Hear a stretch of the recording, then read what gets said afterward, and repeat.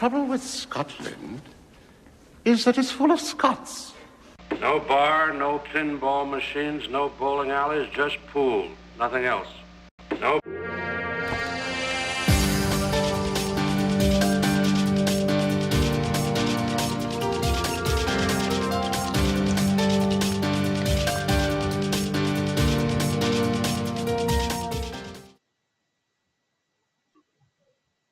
Well, good afternoon or good early evening, depending where you are. It's just gone 20 minutes past 6, and it is Saturday the 9th of July, and we're here for, the first match we're going to try and stream, now that we've got XSplit Broadcaster working again. It's the first match that we're going to have in this year's, and the very first time we've done a Cribbage Virtual World Championships, and you can see on screen we've got Sivla from Germany lined up to play Bankster in a race to 15. Now, there was a match I noticed on the bracket that has either been set last night and started and then Ice Age quit, or it was set and Ice Age didn't show up. Because basically he forfeited against Cheeky Chico, so there was already a result through. But this is the first match that's scheduled to be played. Now, I hasten to add, at this time, Sylvia isn't in the lobby. In fact, speaking of the devil, she's just arrived. And Bankster is nowhere to be seen so far. And according to Bankster's info, it says that, he's got a Kuwaiti flag, so unless he's somebody else in disguise or he doesn't want to let people know his country he's from, he's got a Kuwaiti flag, and that's what I'll put in. And Sylvia, of course, from Germany.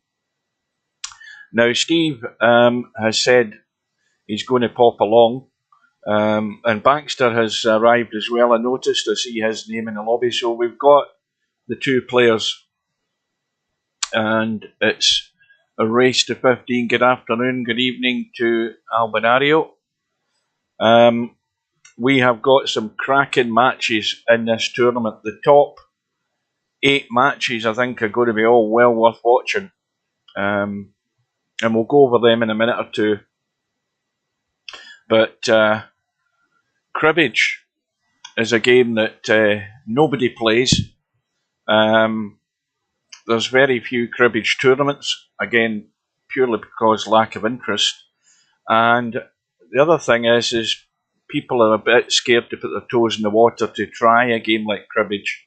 It sounds simple enough. You've got 5 Cribbages in a rack, and that's 2 sets of balls, all numbered balls, obviously, so you get the point value for potting the ball. So if you pot the 7 ball, the partner ball to make it up to 15, to make it a cribbage, is the 8 ball. And 5 cribbages wins you the rack. Now that sounds simple enough until you then have to obviously start moving the cue ball into certain positions to get on that next ball. And then there's a tactical side of it which people have to be aware of. And there may well be a few people not quite switched on to that. But the longer the tournament goes on and the longer they stay in it, the more they may well learn and how to play this tactically. Good evening to Bedhead. And my phone's just made a noise. What's that all about? Hang on. And there are a few notable names missing from this tournament. I don't know why. They're probably all regretting it as well. But we do have 16 in, so we've got an even draw. I'm just going to tab out for a second to see if Steve's awake.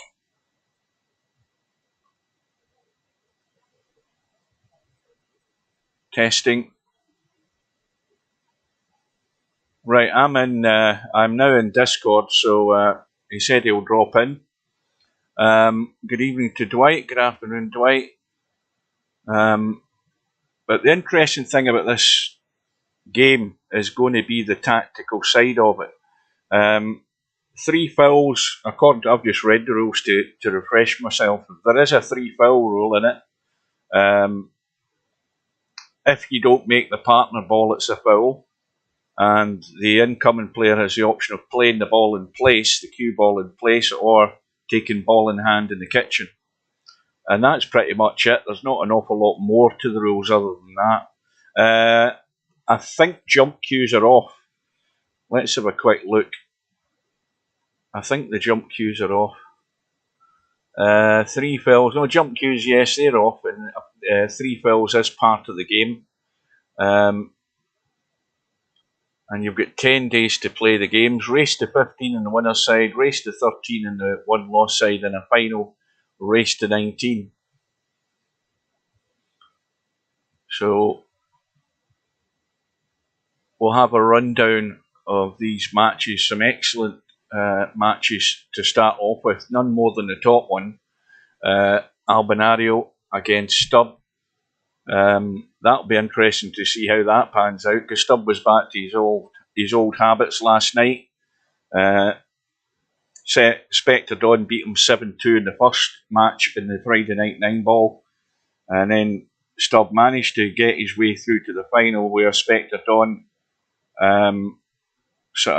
gave him an object lesson in how to actually win racks properly.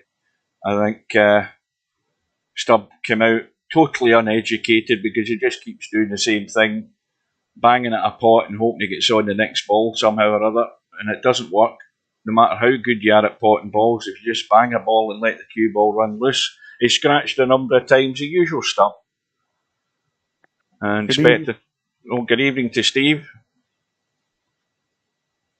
Hello. Hello. Hi. Yeah, everybody hear him loud and clear? Very loud and clear, I can hear him. So we're about 2 minutes away from this room going up. Both players have arrived. Have you had a look at this draw, Steve? I did. It's a pretty good draw. There's some interesting first round matches. Well, you've got Albinario against Stubb. You've got MC Clarkey against Slim. You've got the match tonight with Sylvia and Bankster. You've got Larry against Acero. Potman against Tommy. Cobra against Bedhead.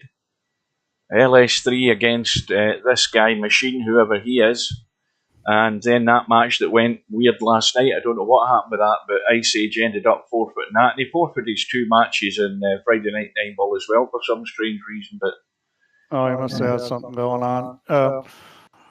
Well, it looks like there's going to be some good players in the losers bracket. I mean, because when this sort of thing happens, where you have a lot of good players playing each other in the first round, it means that you're not going to have an easy losers bracket either. And unfortunately for the field, those good matches are sort of spread throughout the bracket, which means they're going to be spread throughout the losers, the good players, so it's going to be hard to avoid them. Yeah, it's a proper minefield, this tournament, most certainly. But I'll be interested. So the thing that worries me is Sylvia. She's got a first match against Bankster. We know what happened to her in the last tournament. It's whether she if she stays in the match, she's interested. If she doesn't stay in the match, then she loses interest, it seems to me. And then of course she bailed out in the last one. So we'll see how she hangs in this one. Bankster's capable.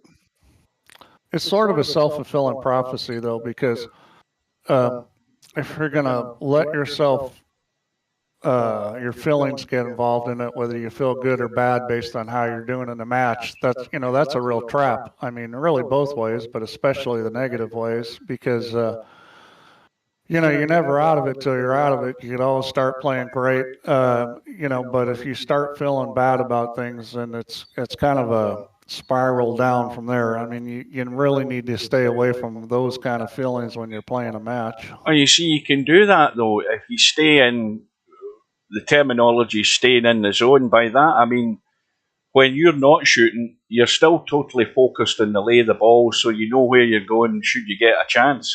And I think that's part of it. You've got to stay interested in what's happening. If you start wandering off and sort of losing focus on the actual lay of the table and what's going on, then you come to the table and you're probably not prepared.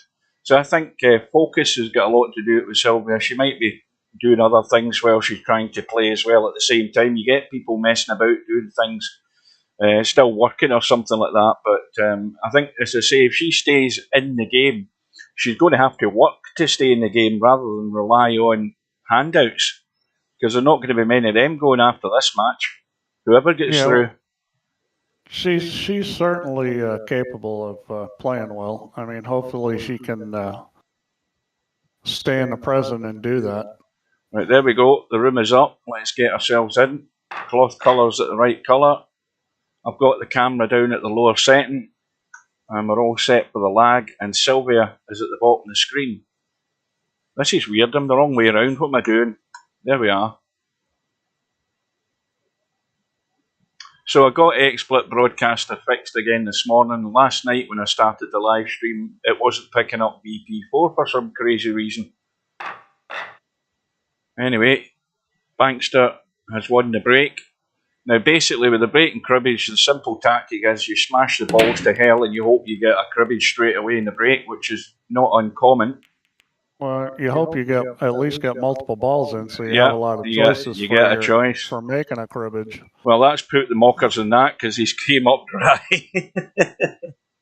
Yeah, let's see. I mean, does that 11 ball go? The 11 ball goes, the 4 sitting in front of the pocket, the 14 ball goes, and the 1's pretty easy to get to. I mean, there's a lot of choices here that look pretty good. Yeah, and a word of warning to our viewers, there'll be a lot of wiggling of the camera looking at the lay of the balls in this game.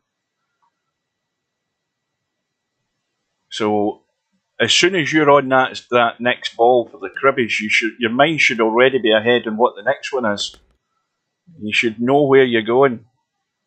Yeah, you just want to look for the easy pairs to pick up. I mean, obviously, 10 and 5 is good as if you can get to the 10. 11 and 4, I would be thinking 11 and 4 right now.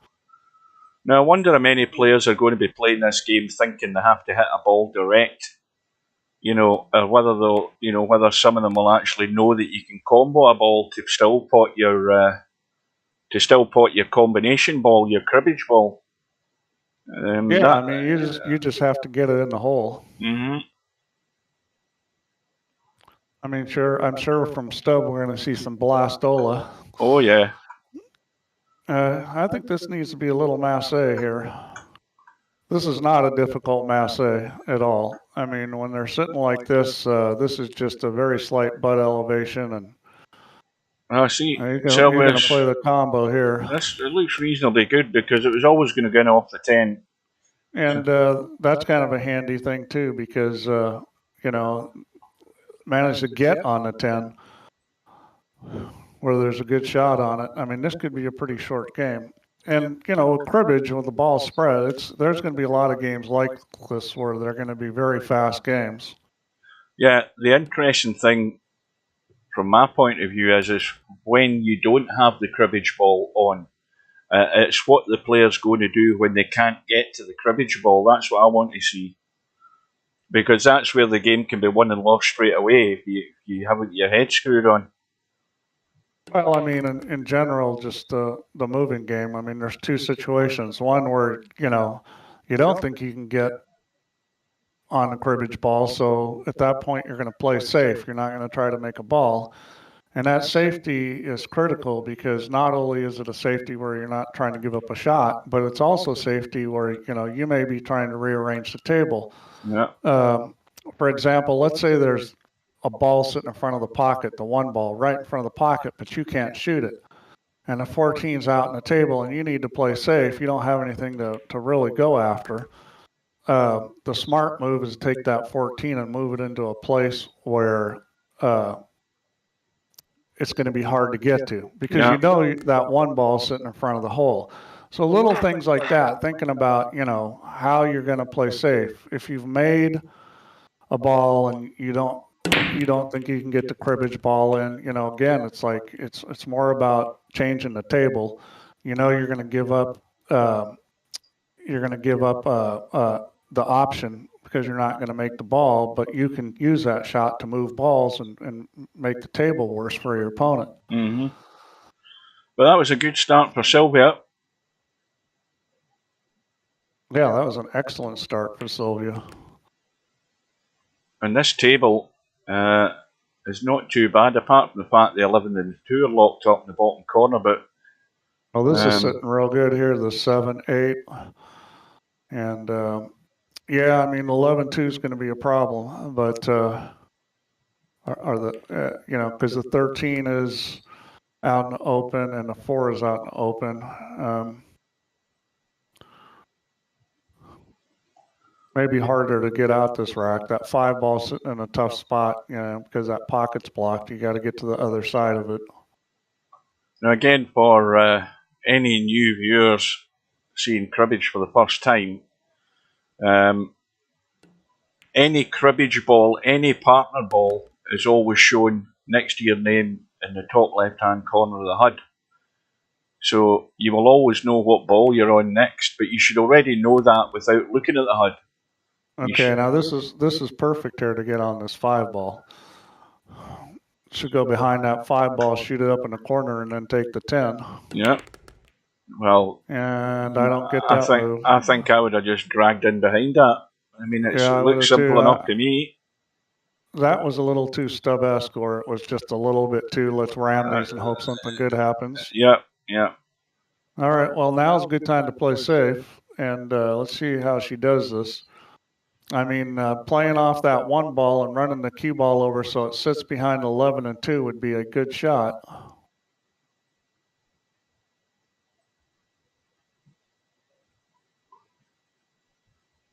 That's what I'd be looking at doing, because it's a natural shot.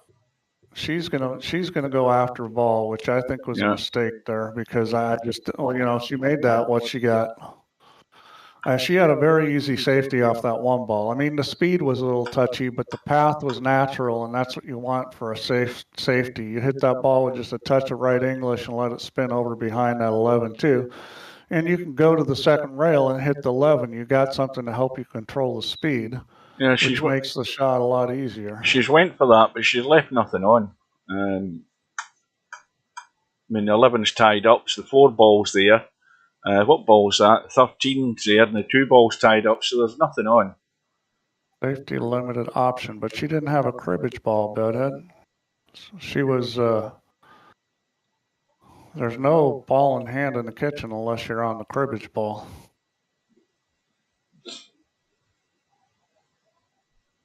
Let's see. Gloria's asking about the optimal play from the lag. Well, you definitely want to break. I mean, that's for sure you want to break. That's a big advantage being a breaker in this game, because, you know, you could make 3 balls and then have 3 cribbages on, and in the blink of an eye. Yep. Yeah, it's all. Yeah, the break's the best chance to make a lot of cribbages. So Bankster's still waiting on his first cribbage. And Sylvia's going to tuck away in behind these 2, I think. No, maybe not. She's going to try and get the 1. 14 over the side pocket, which I didn't notice. Yeah. Well, that's kind of whenever there's a ball right in front of a pocket like that, it makes a pretty easy target for a cribbage ball. So this is looking pretty good here. I'll be taking the 10 ball up into the corner. That way you're going nicely to the side, railing out for the 5, rather than taking it into the side and running up the table. Yeah, I mean, well, she managed to kill the pace, though. Yeah, I mean, they were both good.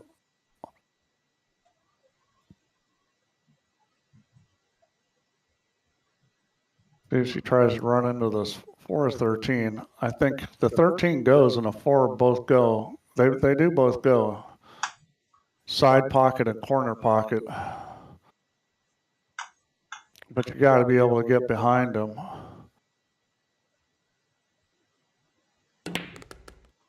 He's going to try to run. Good try. Oh, well, now what's that done? Well, not a whole lot. No.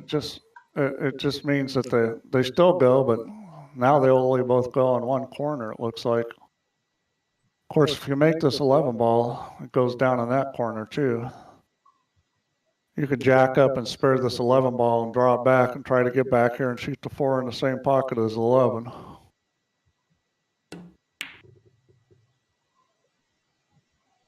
Looks like she was going to play the bank on the 4.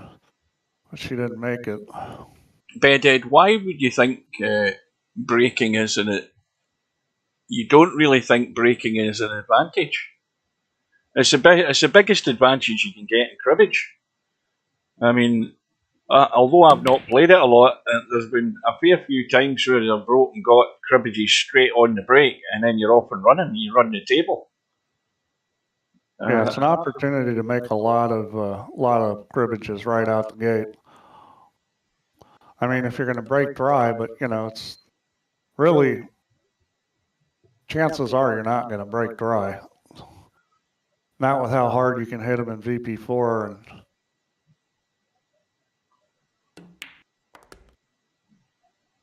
Well, Sylvia is going to be 2-0 up. Good evening to Semi-Pro.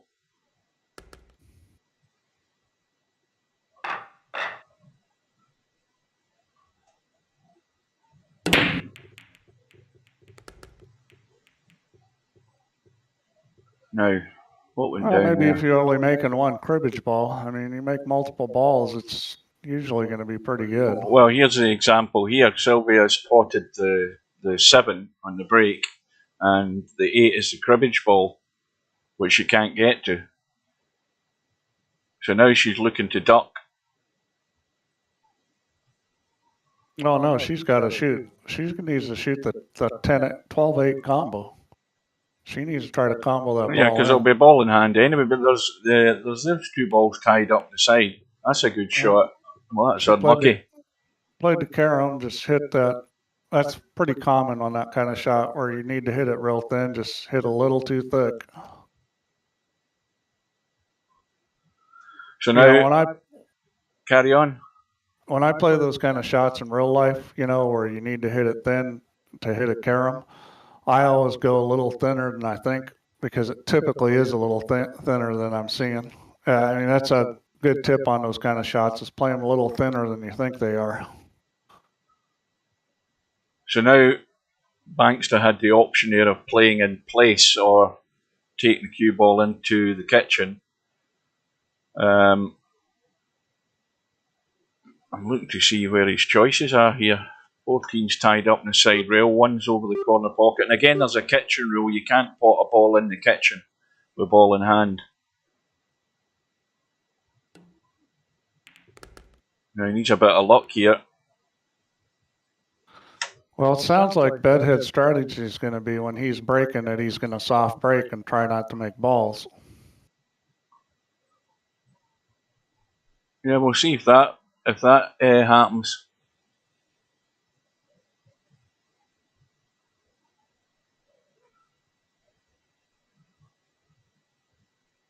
I think soft breaking could be problematic because you've got to get, I think, 4 balls to a rail, and if you make one ball with soft breaking, there's probably going to be even less chance you're going to be on the cribbage ball. So now Sylvia with ball in hand in this case, and we've now got 2 balls tied up in, well, do you want to call that the stack or do you want to call it the line? You've got 2 balls in a line now. Yeah, it really is the line there, and that's always interesting in cribbage when you get a whole bunch of balls on that line. So that's the 13, the 2 balls wide open. Oh, that's a poor one. But that line is, one thing about that line, that's where being able to bank is real important, because if you can bank well, that line is pretty easy pickings. That was not a great shot by Sylvia. Fairly straight in shot to hold for the 2 ball.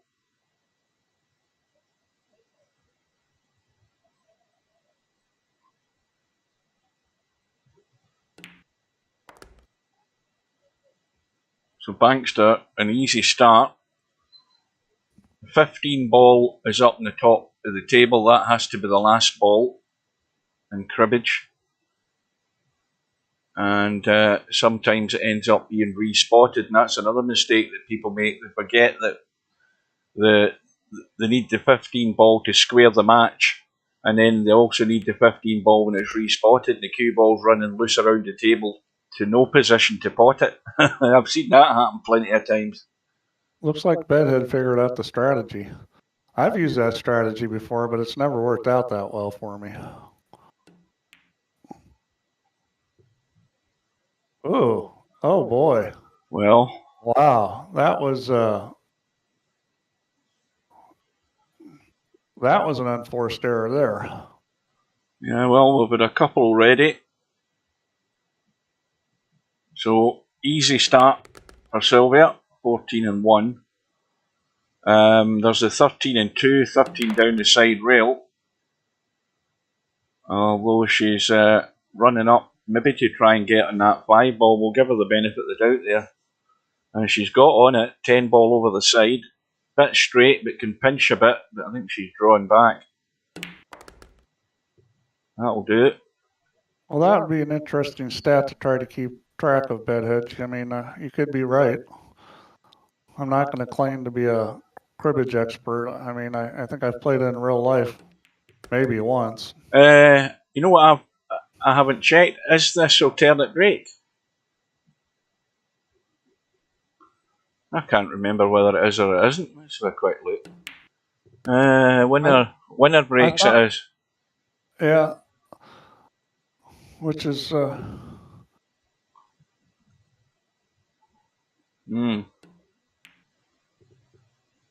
there's another one going for Sylvia. Now, Bankster's getting all the encouragement he needs here, but we've now got a line of 3 balls.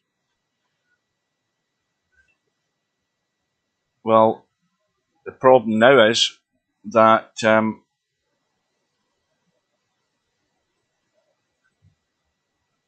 the 9 and the 6 are the only 2 that are in the open that will be a combo. Or a cribbage, I should say. He's maybe trying a little nudge here. Well, that's not bad. Although he's not on anything, I don't think, really. Or anything very good. 2 ball.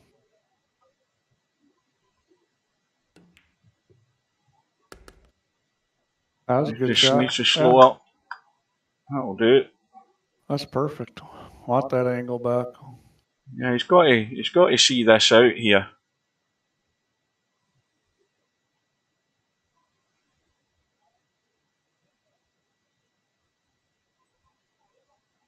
I mean, I would think he'd want to go to the 2 and then the 13. 13 goes up table and then the side. I mean, it's a natural from this kind of position. I mean, this is over there. This is just about the weight of the shot in the 2. The natural path of the cue ball's going behind the 13. Yeah, you need to go forward to the end rail here. I mean, the easy way to shoot this is roll it with a little bit of right English. Take a shallow kind of cut across the end rail. That's way too heavy, I think. If you're going the other way, I thought he was going this way. That's a blue. That's fine. That's what he needed to do. I thought he was going in the other pocket, so I was waiting and I'm getting there. Oh, I was always thinking he was going up table. I mean, it's either that or the side pocket. He's got his choice.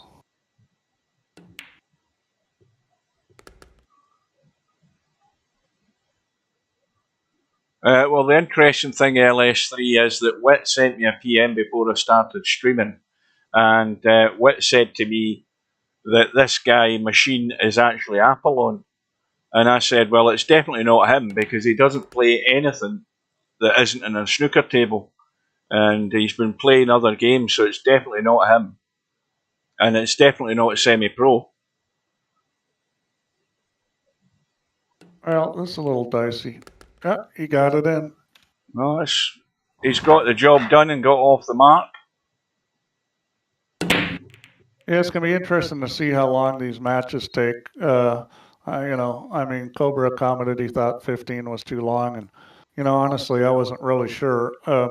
My feeling was they would go fairly quickly. Well, it's always the same, Steve. Early on in the tournaments, the sort of the lower rated players won't be as quick as the better players are, especially as the tournament goes on. So you will find that matches will go quite quickly. I mean, a table like this rack's done. Looking at these balls. Yeah, I mean, I think you get in some big safety battles, but especially with the top players, it's really going to go fast. I think, not that Sylvia and Bankster aren't good, but they're not the top players. But, with players at this level, they're moving along pretty good. But it'll be interesting to see what the total match time is. Semi said, "Why do we think this wasn't as popular a choice?" Well, I mean, for starters, I don't think very many people play cribbage on VP4. We don't have a lot of tournaments. The preferred games are 8-ball, 9-ball, snooker. I mean, it's just not a game that's played as much. I think it's a good game, but can't force people to play in these things. Well, the thing as well about black ball was exactly the same, but as the tournament went on, people started to work it out. People learnt a lot more about that black ball table and how the cue ball goes. So the next time one of them comes around, they're a lot more wiser going into the tournament. Sure. Well, it's sort of a monkey see, monkey do world too. I mean, yeah. 9-ball is really popular, especially among the people over there in Europe, because that's what they're seeing on TV. And if you start watching a lot of the streams from around the world, you're going to find out that it's 10-ball that's what's really popular, at least at the pro level.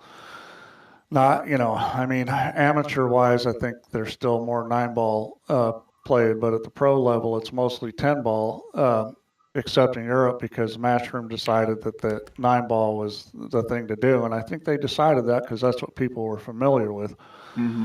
But that's people come on here, they've seen that on TV, maybe they've played that down at their local thing, and that's what they want to do. Nobody's seeing cribbage on TV, and nobody's playing cribbage down at their local pool room. So Sylvia, I think, made a fairly quick response to Bankster's first rack. The cue ball has gone. I think this is a good game for Sylvia. She plays a lot of 8-ball, and this game is it has a feel a lot like 8-ball. I mean, obviously the rules are different, but I think as far as patterns and thinking and, having all the balls on the table and only certain ones you can shoot at, I mean, it's kind of a similar feel to it. Well, obvious one that's sitting there is the 14-1. You've got the 9 and the 6 as well are open. And yeah, this table is certainly a little bit more crowded. So, one of the big advantages to shooting right after the break, whether you were the breaker or not, is that you get the easy pickings. And, when you get to the point where the table starts looking tough, the smart thing to do is probably play safe and, don't give your opponent ball in hand, and let's see what they can do with the rest of the balls that are sitting tough. So obviously there's a bunch of tough balls here, and I think get the 9 and the 6, and possibly the 12 and the 3, and then it might be time to just play safe and see what your opponent can do. Well, there's also there's a lot of Honolulu in this game. In terms of being creative. Sure. Little caroms, little billiards, anything like that, little combos. And this is why you've got to be switched on. Okay, so we're still okay here. He's got the 3 and then the 12. Got a chance to move that 11-8 here. I mean, if you can get in between those two and get a shot on 11, the 4 sitting there. I don't think you want to hit this super hard. That'll do. Yeah. Now this game's over. Just run into the 7-ball. Well, would the obvious thing not be to run into the line of 3 and hold for the 4? Yeah, run into the 7. Or you don't want to run into 5. Oh, no. Well, he still got a shot. That was a low side. The reason why you didn't want to run into the 5 there is you could get stuck on the 7. Mm-hmm. You needed to hit the 7, but that was too low, obviously. But, it's okay. It's going to work. Well, Bankster's got the job done. Yeah, that was very, very well played there, getting all the way out there. Now, here's another thing about the break. Every single break, let's have a look, see where he's going to. Well, he's going at the second ball down, so that's a little bit of variation because you don't have to hit the lowest ball in this game to break, do you? I mean, you could smack them from behind, can you not? Yeah, there's no rule on where you're hitting them. But I will say this, and, this is critical to take advantage of your break, is you need to put the cue ball around the center of the table. If it's a little past the center, that's fine. But your greatest chance of getting a shot on a ball is getting the cue ball around the center of the table. So if you're letting the cue ball loose, then you're not going to come up with as many shots as somebody that can control the cue ball and keep it more around the center of the table. Well, I think Larry will be doing his 9-ball break where he just hits the 1 ball and just comes back to the bottom rail and back up the table. I think that's okay as long as you can get back out in the center of the table, because that's going to give you your best chance of having a shot. I mean, obviously it's not going to be guaranteed because nothing is when you're breaking, but you just want to increase the percentage chance as high as you can get it.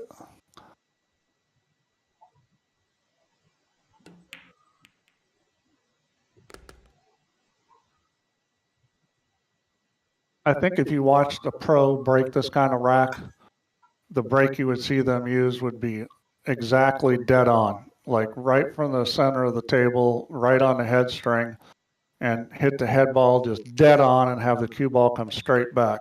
That's how pros typically would break 8-ball most of the time. 8-ball's a little funny because there's a side break that can be effective or desirable in certain situations, but in cribbage, I think a pro would break this one just dead on every time. So Bankster's using the Alt button and looking at the table before he makes his decision. He's chosen ball in hand in the kitchen. Yeah, and I'll tell you why the side break isn't particularly good for something like cribbage, because it's going to cause a lot more clusters because the balls tend to go back and forth sideways across the table, and you can get a lot of clusters along a rail. When you're breaking from head on, you're going to spread the balls much better. And the only really big problem is that if you don't make a ball, you could be selling out a lot. So it's critical if you're breaking head on that you make a ball. Well, drop the 4 into the side, and you've got the 11 into the other side. Now, is that the 12? And then the 3's over the corner. Yeah, it looks like he's shooting a 12 and not well. Yeah, I would have took the 4 there into the side and then took the 11. And I think Sylvia is probably going to do that.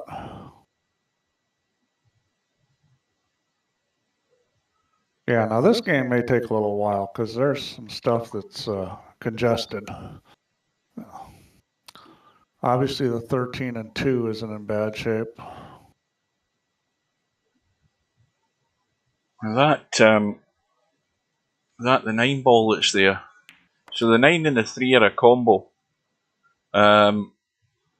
And the 13, well, it only goes into the side pocket or down the table here into a corner. So, well, I'll give you guys a thought, because I know you guys don't think this way because you're not used to banking, but a ball like the 10-ball is a super easy bank shot. So, if you can get to the 5, it's you don't have to get behind that 10-ball. That's not a hard bank shot. Well, got a chance to make this 2, move the 6 away from the pocket a little to open up the 10 if she wants. Play this off the long rail. No. The move would have been play that off the long rail into the 6 ball. Just move it a little. Well, now the good news about this situation is, she needs to put the cue ball up table here. That's what she wants to do. Give him ball in hand behind the head string because it doesn't look that pretty. So you got to decide whether you're going to shoot at that 13 or not. I would put the cue ball up table. Well, you see, that shot there, the thing is, Bankster can take ball in hand in the kitchen, cut the 6 and try and break out, stopping the side rail there. Well, he can, but that's what I was saying. You might as well just put the ball up in the kitchen because that gets rid of all his options. He's up there anyways. He's just going to take ball in hand. Now he's actually got a choice. I don't know that he can do anything from here. He's probably going to go up in the kitchen anyways. And then looking at it from the kitchen end, I don't think he's got any great line to get to those balls. It's too wide an angle. It's going to be very difficult to get to those. That's what I was saying. Is giving away ball in hand up there is no big deal because the table's not any good. And this is doable. But you got to know how to hit this bank shot. You got to hit this ball with a lot of right English. Otherwise, you miss the double kiss. You got to get behind the ball, or you've got to really drag it with a lot of low left. Now he's going to play a safety, which isn't going to do him any good. I mean, you'd have to think about shooting this 3 ball from here. I mean, that's what I'd be doing. I mean, I don't understand that play. If you could have just put the ball up in the kitchen and given him ball in hand in the kitchen and not giving away this. I mean, I think all that happened there is giving Sylvia options. I mean, I think it's pretty easy to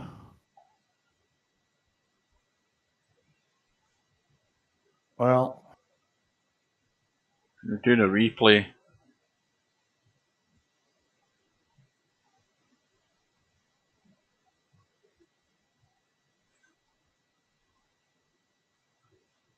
I think you can get into that 9 ball. I'm not sure you can get a good shot on the 12 ball.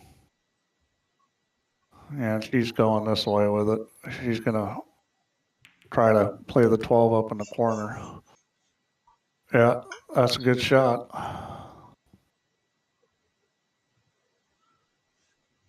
Now, if she can get I don't know if she can stun this across. Well, she's yeah,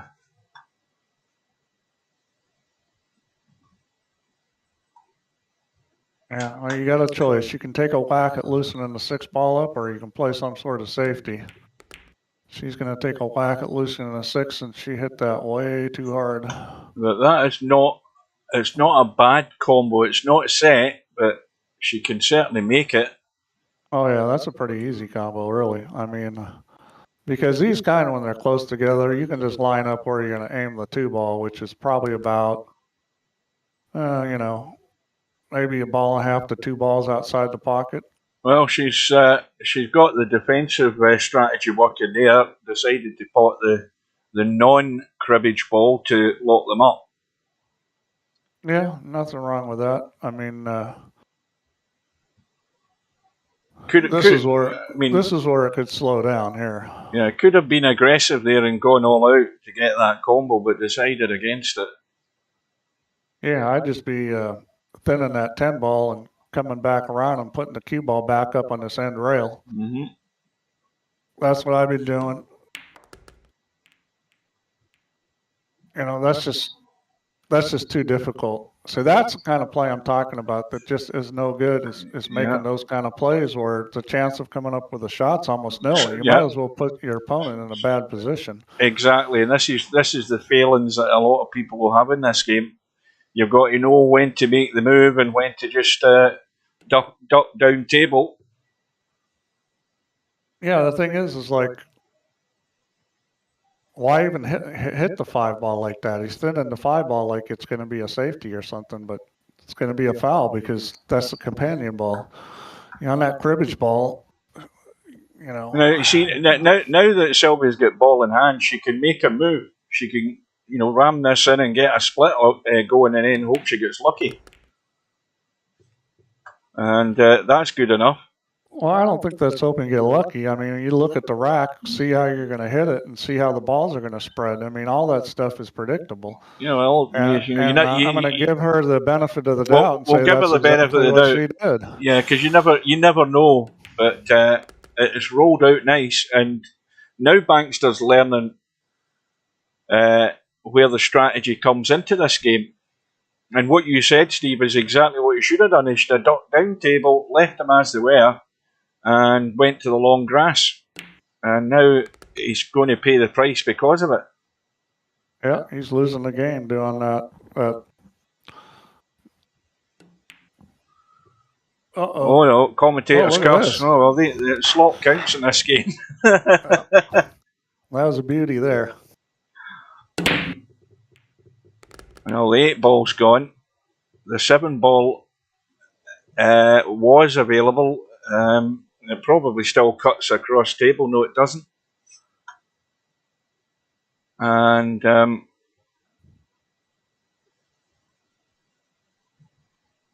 did she pot 2 balls?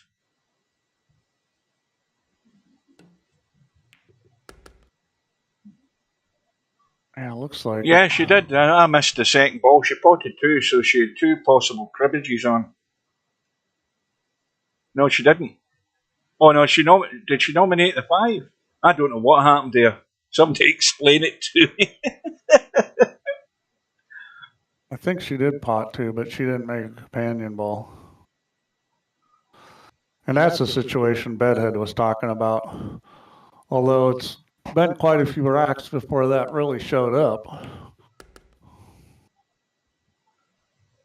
So 14 down table. What have we got here? You know who I'd love to see play this game is Efren. That would be a treat to see him play this game. Wow.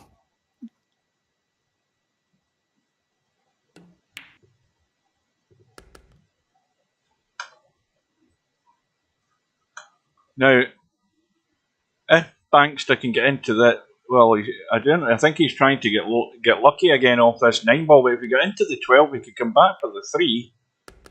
Does the 6 go up the table? Well, it did, but he's gone a bit too far. But he could have taken that 12 and come back and had the 3 into the side.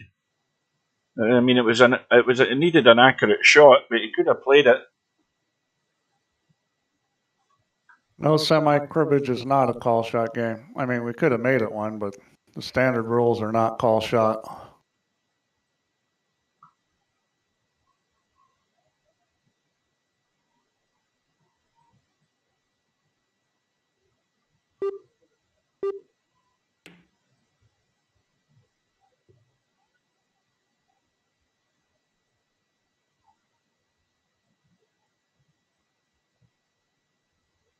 So now Sylvia again has a choice from where she is or in the kitchen.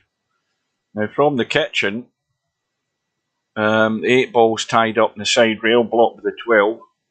12 goes in, and well, this is where Sylvia has a chance to do the shot I was talking about. If she can get the right sort of dig into the cue ball, but needs to come back about 3-4 inches to play that 3 into the side. And that's where a good stun draw shot would work for her.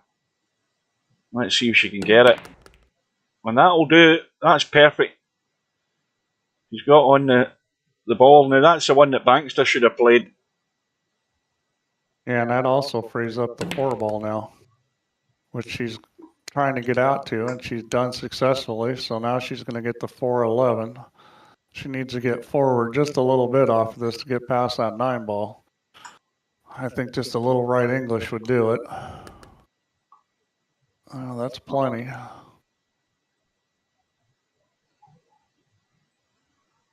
Now, of course, we'll get other cribbage balls all lined up.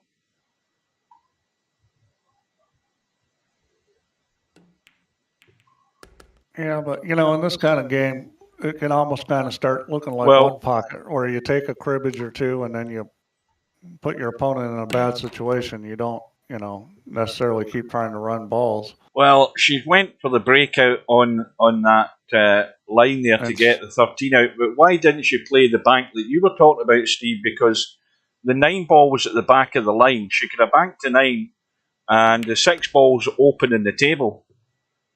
She did have that as an option. Well, I mean, I just don't think VP players look for banks, and I think when they do see them, they're afraid to shoot them because they don't practice them.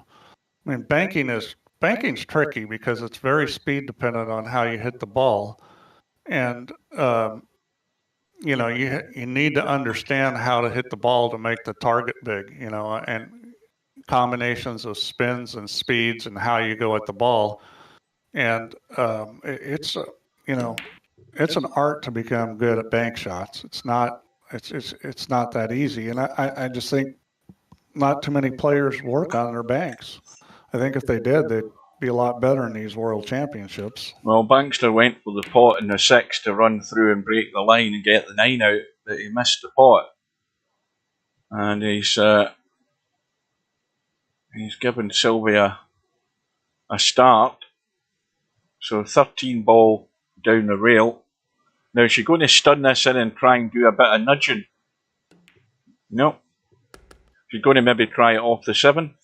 Or is she going to duck up the table for the 5 off the 10? There's a good angle on that 7 to get into the 9 and 8. Yeah, I think she's going to take the easy pickings here first. And well, to me, this is an opportunity where she can cut this 5 and come down the table and try and get a line, just where she can do it. Well, she's trying it that way. That works. Yeah, I wouldn't have done that. I would have played shape on the 6 so I could run down into that 8-9 control. But what she did was difficult, and she executed it well. Yeah, it got there. I'm always looking for the easiest way to do things because I'm not good enough to shoot the shot she just did.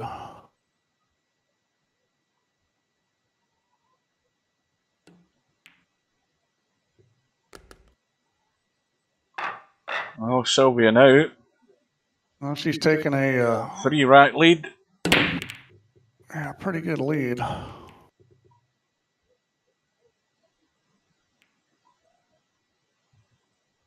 Dry break.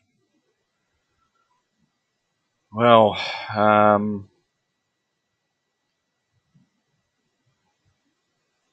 now does that 9 ball go? I think the 9. Oh no, it doesn't. It's tight. Way too tight. Well, 3-12 looks pretty good. Yeah, 12. Roll this 3 ball. That's just a natural shot. Just roll it. And, 12's there. I couldn't see it. Yeah. Obviously, then 2 and 13 look real good, and 7 and 8 look doable, especially after you get the 2 ball out of there. You just want to come back up towards the center of the table. You're going to get a shot on the 13 or the 2, one or the other, or both. Hit this with top and come back between the gap and the 6 and the 15. Put English on this, that's a lot. Boy, got away with it. That was too much English. Didn't need all that English.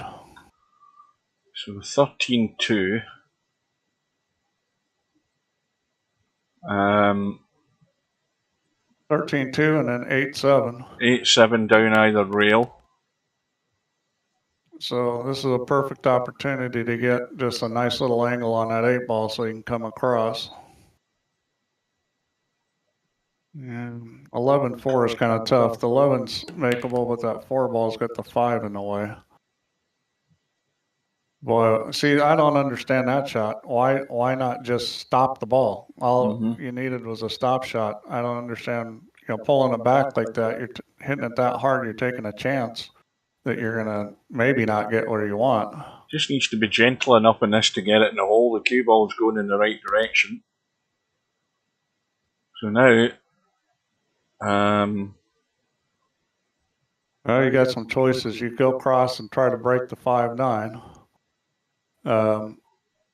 Yeah. You come back and try to get on the 4 ball. I don't really like that. I like trying to go across into the 9 and the 1. Yeah, because the cue ball wants to go there. Yeah, would be helpful to have a little more angle than this. A little bit straight on.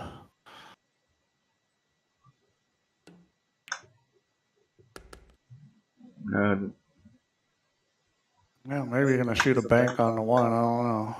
Well, I don't know whether he tried to roll through to get on the 5, because the 10 ball does pass the 6. So I'm assuming he's I mean, he can get below the 5 to play it down the table towards us if he pots the 10.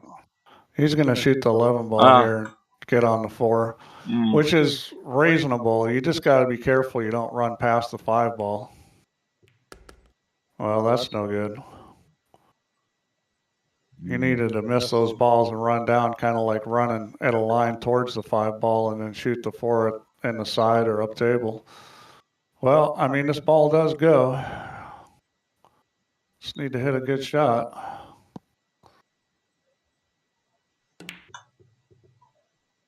Not quite good enough. Well, see, this is a sellout. This is basically just opened up the whole table and sold it out. Rack over.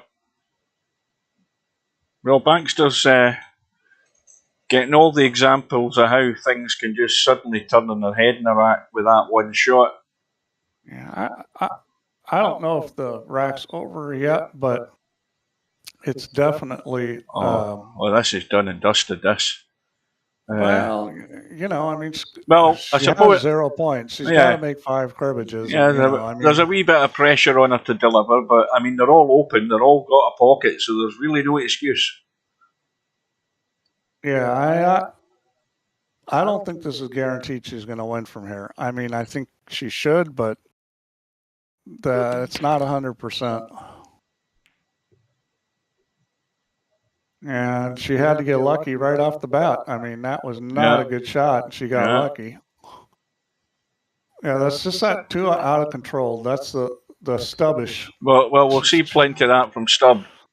Yeah, I mean, that's just when you take a swing at it like that. I mean, she got a good roll, but you don't want to have to rely on that.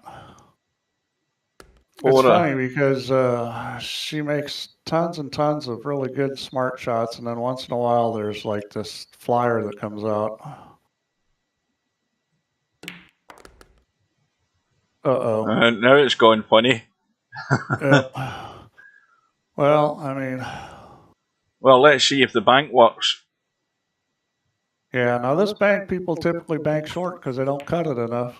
Just like that. When the ball's close to the rail like that, and you're hitting it on the left side, it's going to put a lot of left English on it, and it's really going to hold. You got to cut that about a quarter ball more than you think. I'm blaming you for all of this, Steve, because that table was wide open for Sylvia there, and you put the. Well, I didn't think it was a guarantee. I do think that she sort of did it to herself. I mean, there's no bad rolls there. It was just self-inflicted.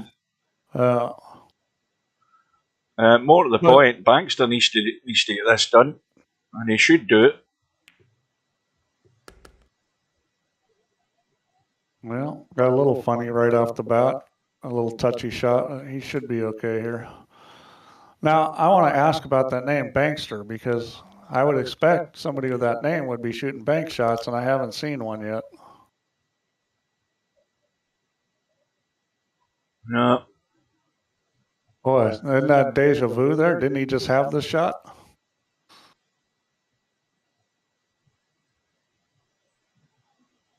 Well, I can't disagree this time. I think it would make it more interesting if it was a call shot game. Of course, I'm the one that thinks 9-ball's not that great a game because it's not a call shot game, and the 9-ball counts on the break, and you get your golden shower or whatever you guys Oh, over hang there on a call minute. it. Hang on a minute. Hang on a minute. Oh, Got away with it. So yeah, I mean, I'm not a huge fan of 9-ball, especially for the higher level players. But you know, that's what people like. Again, I think they like it because that's what they see on TV. Obviously, they don't see cribbage on TV, so you could probably say anything you want and convince people that that's the right way to go. so Bankster Larry, back within 2, and again it looks oh, dry. Larry says he's a banker. I think he means like a banker, like at a bank in real life. Ah, okay. Well, this rack's needing a bit of motivation to get the balls moving, and they're all clustered there. Nothing doing. Oh yeah, this is a mess. Now this is the this is a complete mess. And you know, the way these two are playing, I think you're going to see some blasting because that seems to be the pattern. And obviously 14-1 looks pretty good. So speaking of games like 10-ball, you guys want to see some good pool. I don't know if anybody has ever gone to Sharks. Any of you guys ever go to Sharks, the YouTube site Sharks? If you haven't, you need to check it out. They're in the Philippines. It's basically it's Hard Time Sports Bar. Their site in the Philippines is called Sharks, and they put on a lot of pro and amateur events. So coming up, we've got David Alcady. I'm sure you guys must know who David Alcady is. I mean, he plays on the European tour. He plays in all the matchroom stuff. He's Spanish. So David Alcady's, you know, he's showing that he is a real pool player, and he's going to go over there and play 2 matches. The first one against Dennis Aculio, and the second one against Carlo Beato. So you could pick a couple tougher players. So it's going to be interesting to see how he does. I don't think it's going to go that well for him, but I got to give him big props for going over there. Both matches are races to 63. They're both coming up. One of them, he's playing Aculio, I think, the weekend of the 15th, which is, what would that be, next weekend? Yeah, that's is that the Saturday? Is that a week today? Yeah, it is, because this is the 9th, isn't it? Yeah. Yeah. Yeah, I think so. It's a 2-day. It's race to 63 10-ball. And then he's playing Beato, I think, the next weekend, race to 63. And then other matches coming up soon. We've got Dennis Aculio is playing Koping Yi, and Jericho Benares, who Never heard of him. Nope, never heard of him. He's only been in the Philippines, but a fine player. He's playing Koping Chung, which is Koping Yi's brother, who plays just as good as both brothers play jam up. So those are both really good matches. And then Ralph Souquet is going to play Shane Van Boeing over there. So that I thought was an interesting match. Don't ask me how Ralph is going to win that match because I don't think it's. He must be getting an appearance fee to go over there and play that. He must be getting an endorsement or something to travel all the way over there to play in that. Well, there's probably some money being put up. You know, I mean, the Filipinos gamble like crazy. I mean, if you watch them play, a lot of times, you know, when they're just playing gambling matches in a pool room, there's 30 of them standing around and they're making bets every single rack. So, you know, there'll be a lot of money flying around for these things. But if you want to see a lot of good pool, all that stuff's getting streamed from Sharks. I watch that channel quite a bit, and is that just what it's called on YouTube? Sharks. Yeah, that's the name of the channel, is Sharks. And it's basically Hard Time Sports Bar. I don't think there's any of these guys watching who watch pool streams. How many of you guys actually browse and watch pool streams? I do. I was watching what's his name trying to break the world record there the other week. There, I watched him in about 4 or 5 days in a row. And there's been tournaments on that Q Sports Online channel as well. I've been watching it. I don't think many of these guys pay any attention to actual real life pool. Really? But I'm pretty certain most of them don't watch streams. I post links for streams and I don't know whether anybody bothers a backside looking at them. Well, I'll tell you what, you can learn a lot, make your virtual pool game better. Watching how these guys play, and you watch these guys play, you'll be like, well, gee, I don't do that. That's when you start thinking, well, maybe I should be doing that. I mean, that's how I got better at pool in real life, besides a lot of practice, of course. But I spent tons of times watching good players. Well, you'll be surprised as well, Bedhead. There's live one pocket matches on as well. You just got to be subscribed to the right channels. Oh, Bedhead, I want to say that I never watch the Shark streams live because they do a lot of stuff between racks and stuff. It's just too much time. So I always, I'll play them back the next day and just use the shuttle to skip between a couple minutes or screwing around between racks. I don't watch a lot of live either.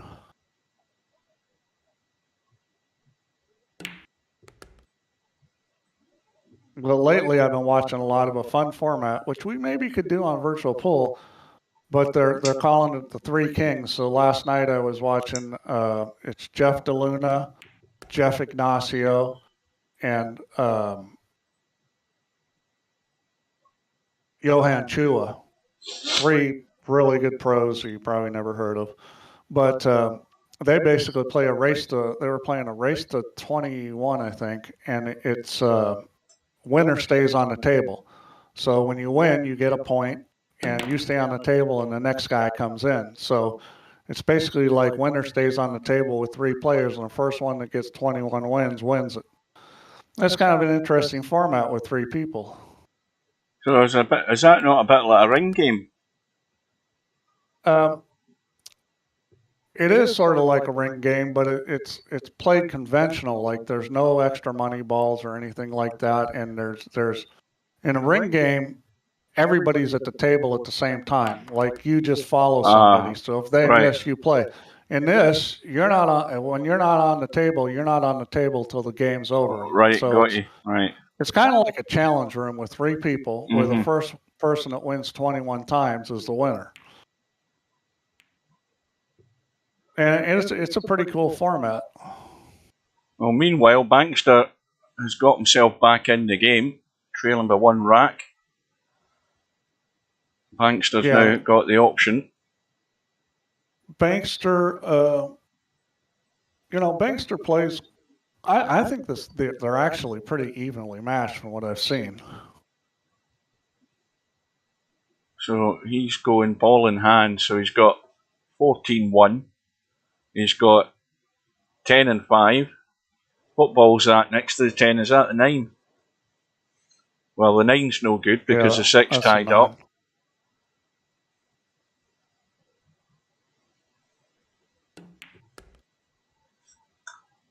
Well, if he'd actually come out into the table a bit more, he could have potted that 5 and actually broke out the 6 as well. This is pretty easy to get on the 14 or the 1 here.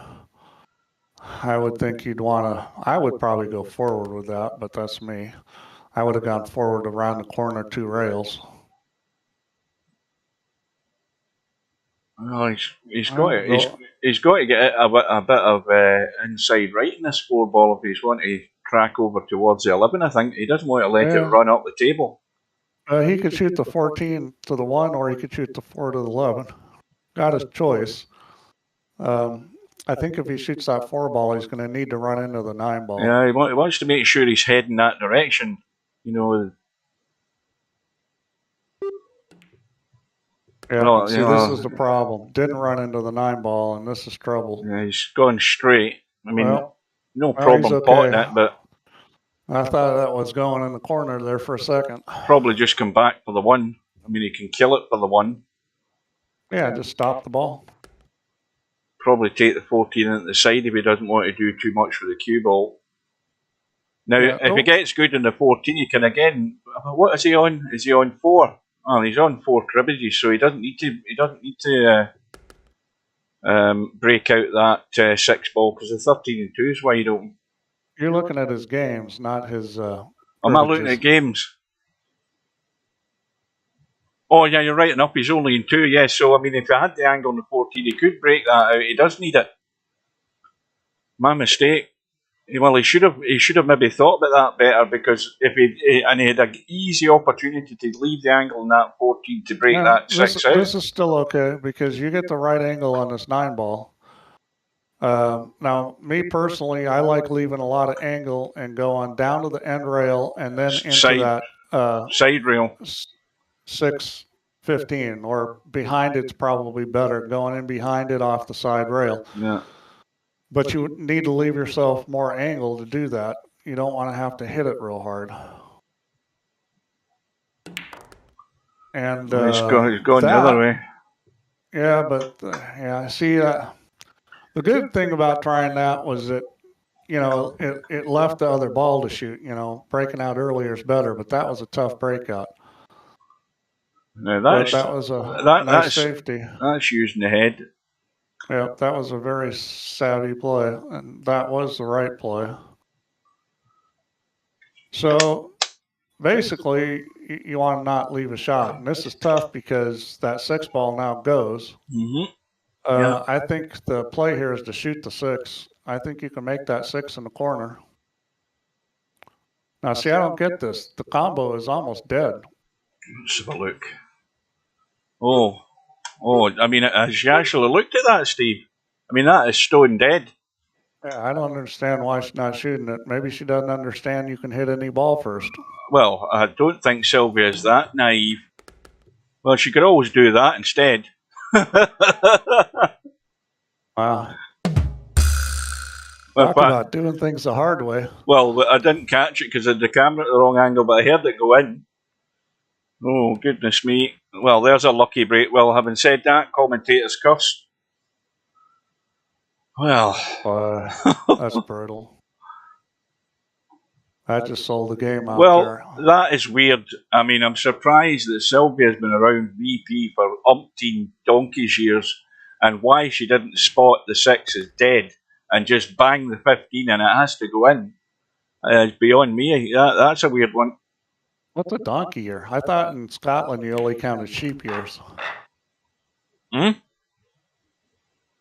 said I thought in Scotland you only use sheep years. What's a donkey year? What did I say? I'm not listening to what I'm saying. You're talking about age and donkey years. Oh, right, I've got you. Yeah. Donkey's years, yes. You don't use that terminology in the States? No. Right, well, now you're going to start. What's a donkey year? I don't know, but it's a long time. You must admit, Steve, you're bound to have called somebody a numpty in your day since you learnt the word numpty. Yeah. Yeah. See, there you go. Only since I've known you. You're the one that taught me numpty. But anyway, we've got a tied ball game, and how long have we been going? When did it start? 6 o'clock. An hour. An hour and 4 minutes. So, yeah, this is looking like it could be a 3-hour match. Yeah, but as I say, don't get alarmed at the fact that this could be a 3-hour match. I mean, I can guarantee you matches will probably be almost half that. Yeah, I would think so.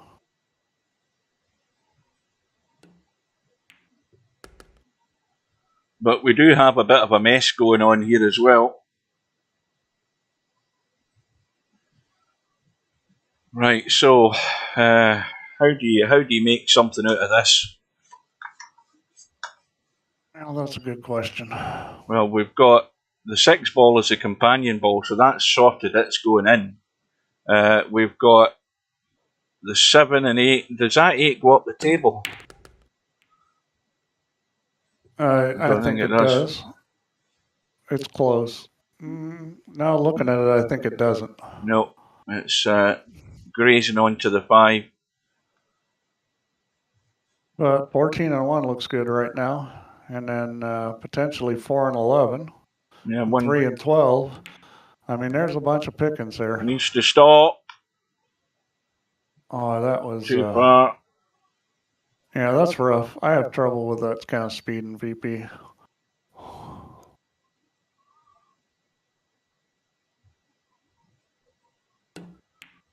But I will give you guys a tip when you're trying to get into a gap like that.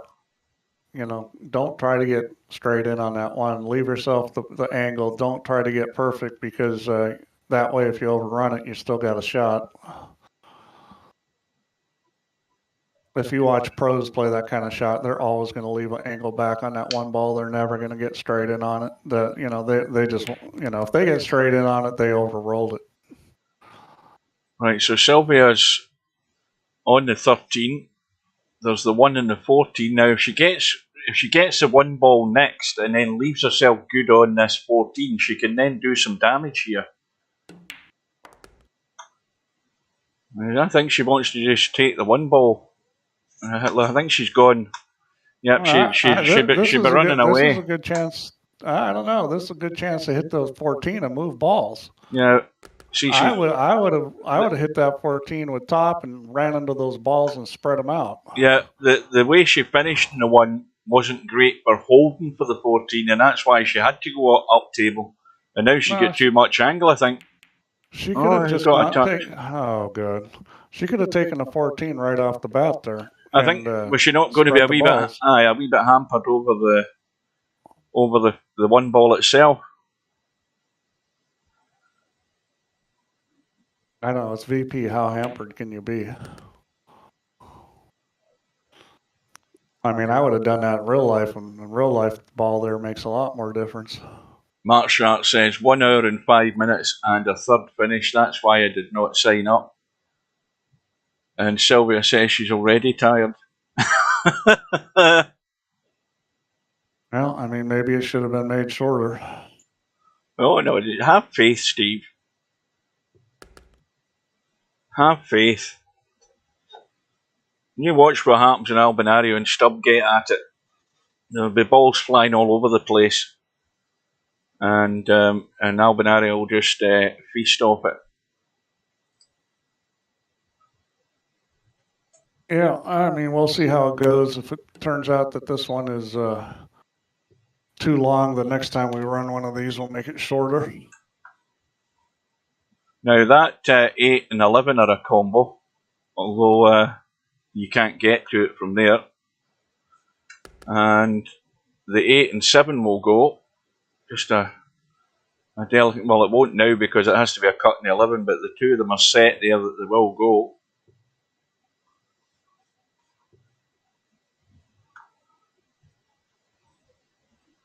Now, again, a huge gamble if you're going to try and cut that 11 and smack into balls and hope you get on the 4. So drop the 7 in and drop onto the 8.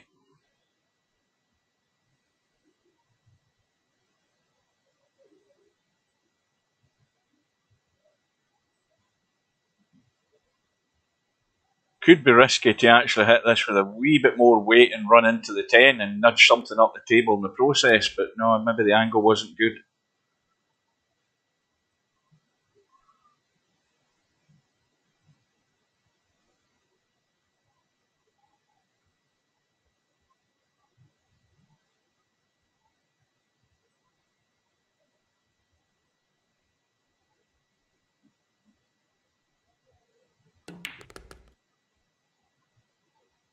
Well, the 10 does go. Let's have a look at this 5. Problem with that is the cut in the 5. You actually hold and still be on the 10. That won't Watch work. out.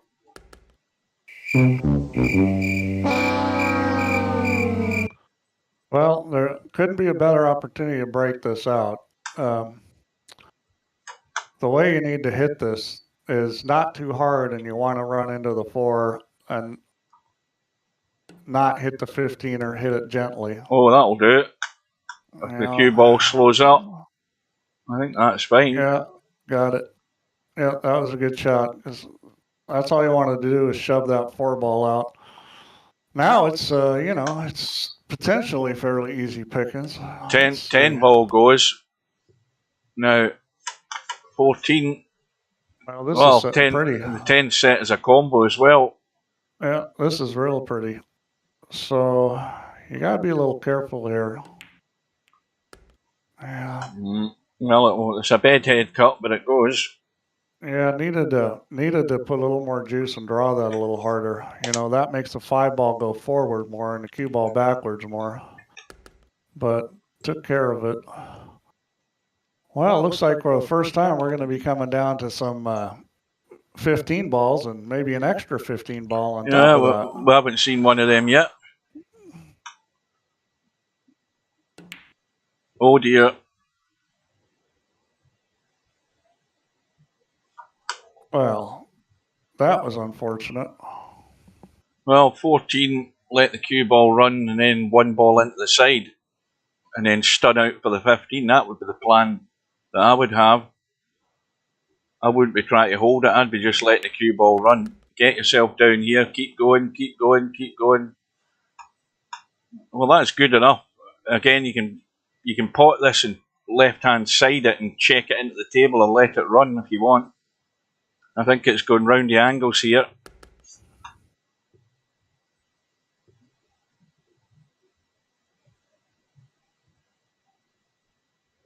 So, Bankster is going to go into the lead for the first time in this match, I think. And the commentator's curse has done it again. That was definitely your fault. There's no doubt about it. I mean, that was not a difficult 15 ball. But it's amazing how difficult they come when that little voice starts working in your head and you shouldn't be listening to it. You should just be looking at it and potting it. And wow. that is the biggest sellout of the game. Gift and gift back. Well, that was pretty amazing. Well, Bankster's yet to get in the lead then.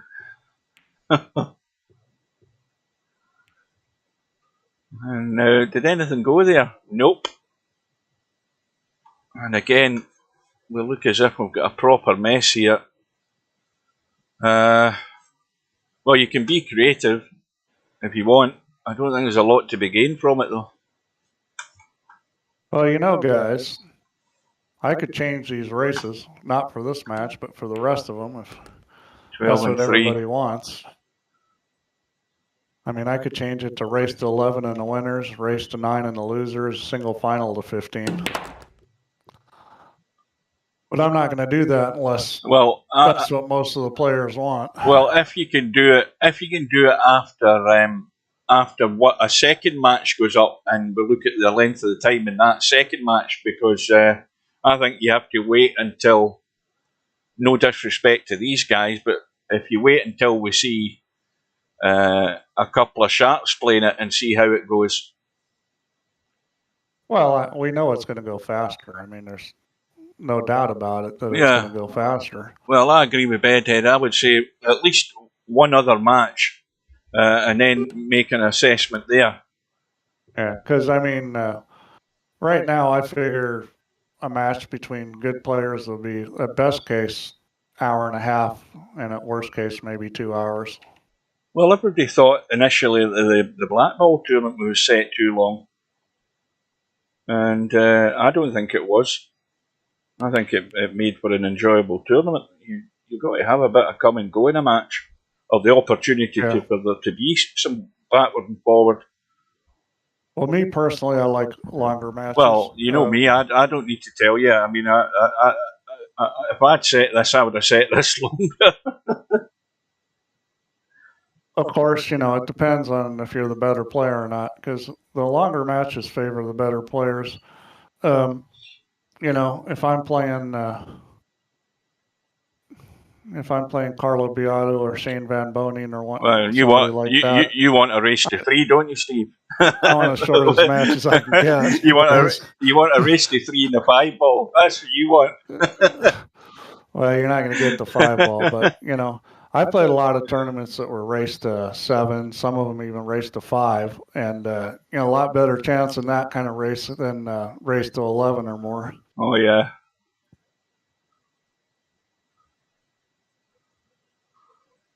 So, anyway, Bankster hasn't got himself in the lead yet. He's still trailing by 1. Sylvia with ball in hand in the kitchen. And can she see the 13? The answer to that is no.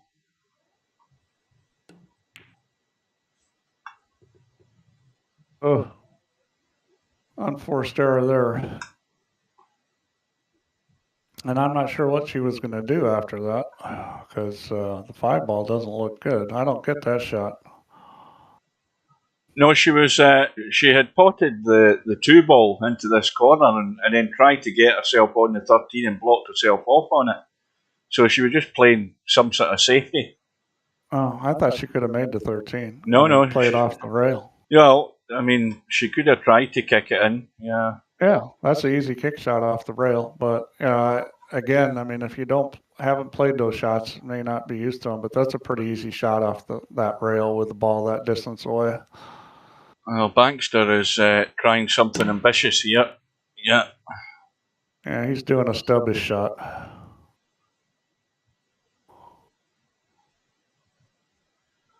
Well, the 7 ball is a gimme. It's hanging, so let's see.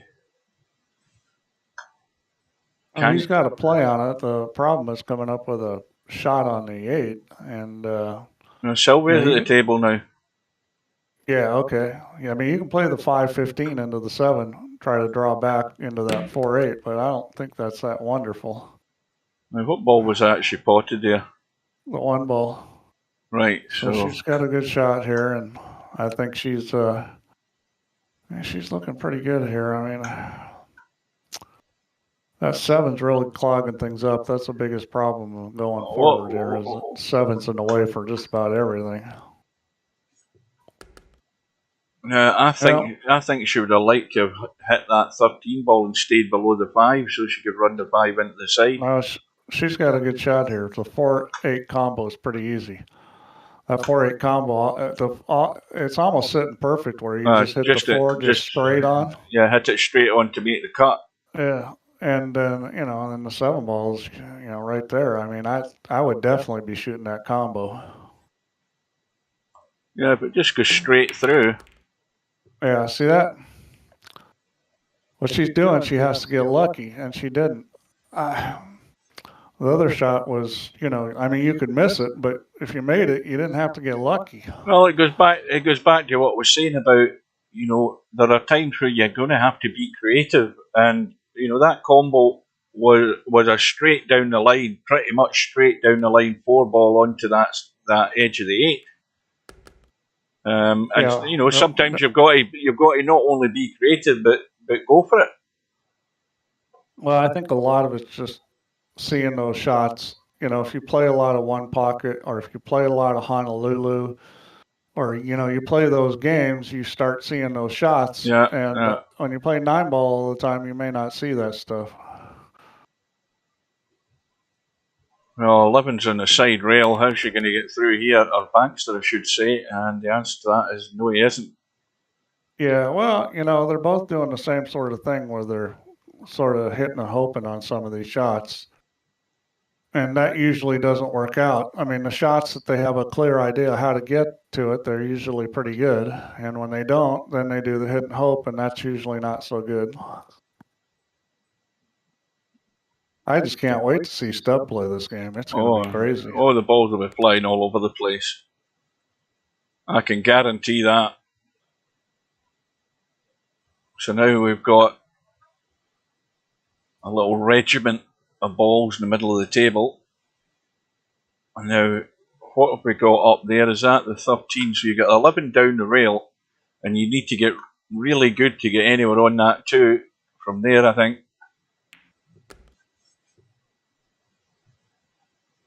Well, Yeah, no. you can move balls there. Yeah, you need to get into the cue ball a bit though.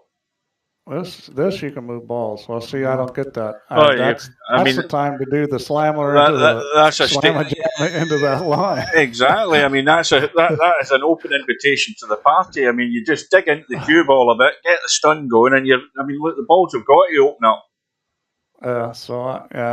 I just.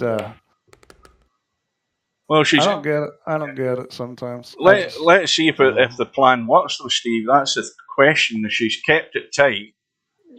It's a trap. Maybe it's a trap for Bankster here. Let him blast these apart and sell out. Maybe that's the whole strategy. Well, he's already done that earlier on in the match, so by making the wrong choice of shot. What do they say about giving somebody enough rope? Yeah, they'll hang themselves, yeah. Now, obviously the 7 ball's a companion ball. That ain't banking anywhere. So the 6 ball's going in the line, and now we're going to have fun and games.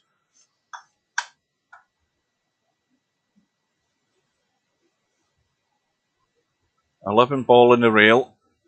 Now, do you take the ball in hand and go hell for leather and then hope you get lucky again? You need to get really lucky to get in and out of that lot, because the 4 ball's against the 5 anyway, and it's unlikely it would go very far.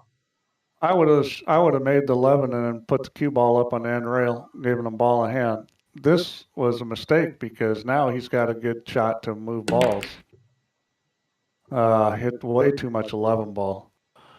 That was the right speed and everything, but hit way too much 11 ball, and that's why it came out low. Hey, Tornado Tam. Good evening to Tam. Man, that was a missed opportunity there. But you know what? He hit it so bad that the balls are all sitting there left in the line. There's nothing really moved. I'm not sure about that shot, but he got it at an angle where she doesn't have a lot. Fortunately, she can make whatever angle she wants. So this is kind of tricky to come up with a shot on this. Yeah, she didn't even really try. I mean, I'm not even sure why he would go into the rack because she just spread the 7 ball clear. I mean, I wouldn't even hit the rack on that if she was just going to play safe. Well, the 11 and 8, they're actually in a dead line to go to either jaw. Well, this is a lot like a snooker situation in my mind, where you want to do something like thin that 5, knock the 15 out, but you don't really want to knock the 15 to the side rail. You want to knock balls free and put the cue ball up on the end rail. And the more times you put the cue ball up on the end rail, see, this is no good here because you're just too close. You can do whatever you want from here. And a matter of fact, that's a sellout here on this combination. I think this made. It was always going to the point. You needed to throw that one. That was the only way to make it. It had to be thrown. You couldn't hit it thin like that. You had to hit it actually thicker. Well, it's a good throw the ball. It's a good little combo now. This is easy enough. Yep. And now the cue ball needs to get out and across to the right to get into this pot in the 11 ball and get into the 5 and 6 at the back of this bunch of balls. And that's where that 11 ball's sitting. Good luck trying to get into those. That's with it, too straight. That was going to be tough.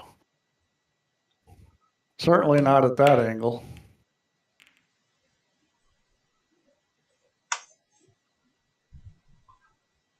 I mean, if you would have left some angle back to the right, you could have tried to draw into it, but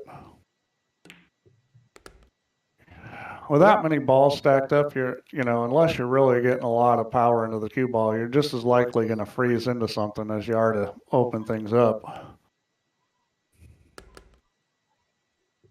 Well, this is one of these racks that you don't want too many of in a match.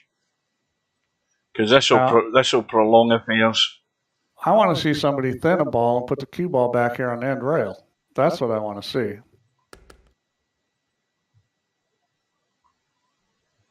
I want to see somebody locked on that end rail.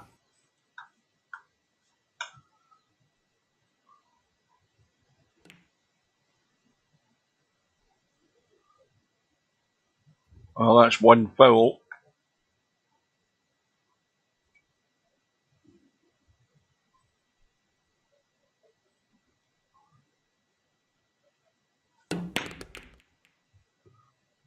That was a well-played shot and came up with a pretty easy bank on this. This is pretty much straight away if you don't blast it. Playing more angle, I hope they're going to hit it hard. Perfect. Yep, they did. That's what you needed to do. If you're going to play more angle, you got to hit it harder to shorten it up. Right, so this is a wee bit tricky because the 10-5 isn't a problem. The problem is the angle left on the 5. Whether you're going to come around and down for the 4, or whether you're going to come straight back and try and get on the 11 and a 4 from the right side that they're at the moment. Now that looks pretty straight. You got to come straight back. You got to miss the side pocket titty is the key, and not scratch, of course. Well played. Yep. Well, unless you just a little brush off the 4. Just pot the 11, brush off the 4. Well, I'd probably draw this. I wouldn't brush the 4. Don't think you need to. You're always going to, you hit at the right pace. You're not going to lose the 4. So, Bankster's going to square the match. Well, this is looking like it could be a Donnybrook. Yeah, well, we could be here for the duration tonight with this one. We might be voting to shorten the race after this match. No. We may not wait a couple more if this takes 4 hours. You're all too eager. Sylvia, I have a good idea, says Bankster. I wonder what idea that is. Well, you guys can't see the chat because I've got it all covered up. Let's play the 9. Yeah, he wants to shorten it. Bankster says play to 9. Let's see whether Sylvia... No, she says no. She wants to go all the way.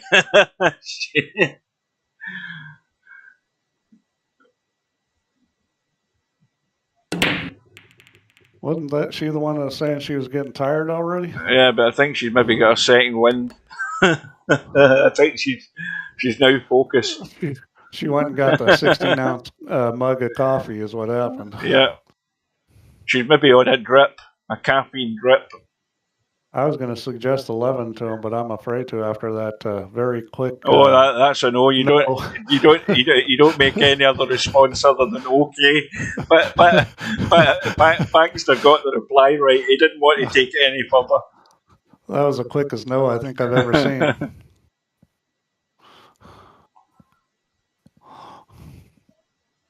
Sylvia says, I'll let you lead 9-6 and then I'll win 15-9.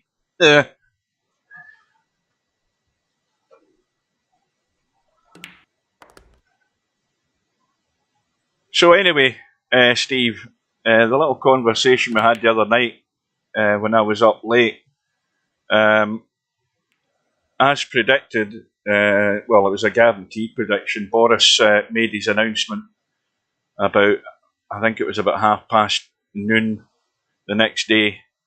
He's resigned his position as Prime Minister, but he'll remain as Prime Minister for possibly the next 2 or 3 months until the Conservative Party come to a decision about who's going to replace him. So there's now people are in the starting blocks and putting in their bid to be the new leader of the party and consequently the new Prime Minister. But the question is whether the Labour Party are going to put up with the fact that he's still there, or whether they're going to now call for a vote of no confidence to boot him right out the door and get rid of him completely. But, probably the latter. He's still there. I mean, and the thing is that when he made his statement, he didn't really make any apology. He only apologised that he couldn't finish his job. He never apologised for the total shambles that he's been involved in for the last 6-7 months and more. made no apology for that. He just said that it was like a herd mentality. He's basically talking about all his ministers that bailed out on him. 50 odd of them, 57 of them all quit. And I think I don't think they're going to be in the Christmas card list this year, put it that way. So he didn't have an awful lot of nice things to say about them. But anyway, he's gone, and I don't think he'll be missed by most people. That was sad about that ex-Japanese Prime Minister. I think there'll be questions asked about his security guards. I mean, the security guards should be at his back and should have their eye on anything that's going on round about the guy. And this guy's come in with a homemade gun and shot him in the back. That was just crazy.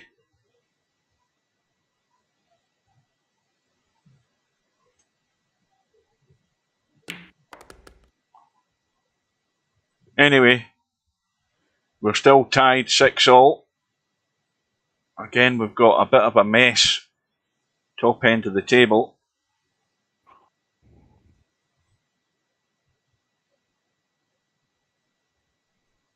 I'm working them on shortening the matches. Yeah, I can see you're using a tactical approach. You're planting the seed. Well, I wouldn't have said anything, but Sylvia made that one comment, so I'm like, okay, I'll throw it out there.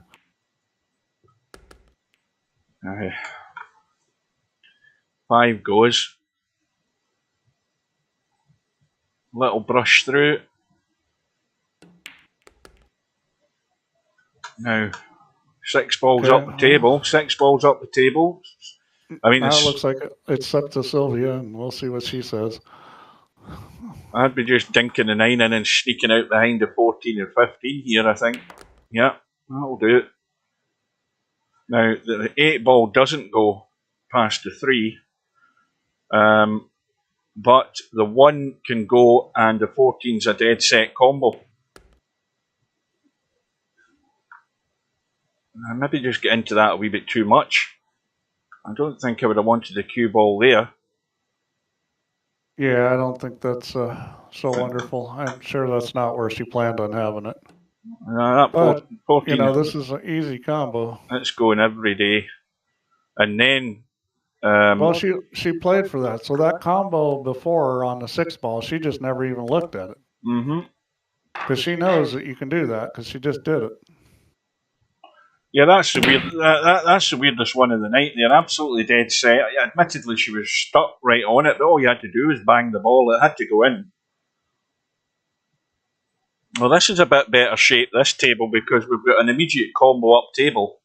It's a dry break. You've got the 9-12. That's the 12's going, but the 3's sort of. You've got to find a way to get on it if you took that first. But if you took the 3 first... I think the 114 is looking pretty good early. Oh, what we're thinking about... This isn't ball in hand, is it? It's just a dry break. Yeah, 114. That's the shot here. And, 10-5. May draw into the 2 ball here or roll it. You could roll this too. See what he decides to do.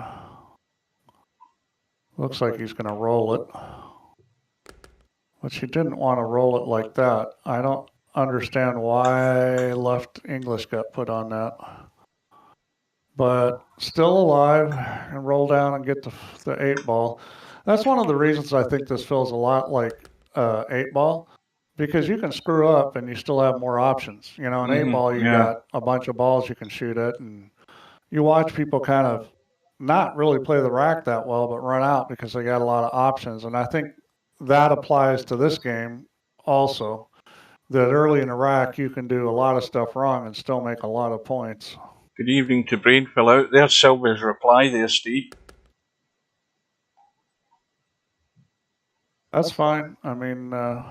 she wants to go all the way. Yeah. I mean, we can still decide after this, but we're not going to change this match. And I'm okay leaving at 15 the whole thing.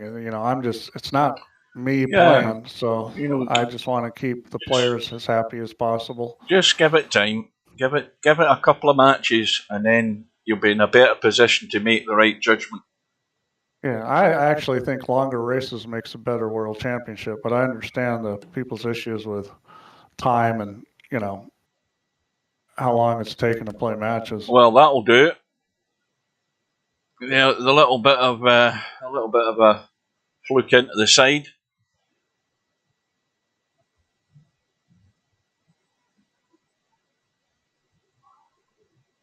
Now, the 12 is still dead set, so no problem there. And if you actually just stun that, the 9 ball's got to stay where it is more or less. So you should have the 9-6. If it misses, well, it's nudged into the 13, but no harm done. Yep. So he's got to be home and dry here to square the match again. I mean, this is a total gimme. This 15 ball. and make sure you bump it. Don't just sort of do that. You know that's the one that you're asking for trouble doing that. Yeah, I just don't get it. All you have to do is stun it across and bump it. You know when you know you can hit the ball and just bump into it, make sure you're not going to sort of get that little roll and end up going behind it. Well, I will say one thing about this match is that, you know, it looks like it's going to be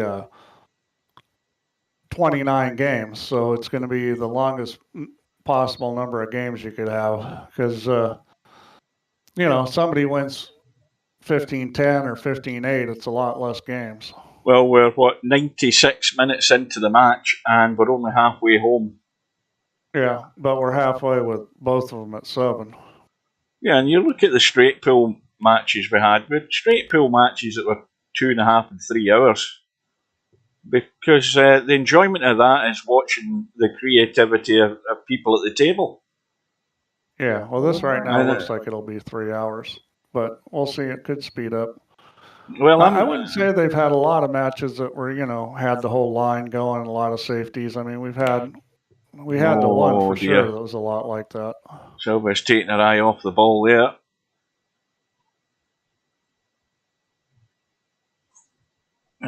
You come to the table in this position, Banksters, and you're studying the table where you start here. I mean, there's the easy pickings. Well, there's a 10 and a 5. Easy pickings. 10-5. Make sure you stun it enough. Get that cue ball out. Yeah, he's going to try to back up for this. I don't know why the hell he's doing that. I mean, I don't understand it. A good firm stun and the cue ball's going that way. You're on the 5, no problem. Yeah. I mean, now he's got no shot. He's got to carry him off the 12, but that had to be hit really hard and really good, and it was neither. Well, 2 balls went in, so we've now got a line already starting. And Sylvia's in the same position. She's got either ball in hand or play from where she is. And there's really not a lot on, is there? I mean, the 8 ball's tied up. The 7's there. She can shoot the 11. Oh, the 9-6 is there. 9-6. Yeah, 9-6, the 11 ball. I think 9-6 and then 11-4, that order would be good.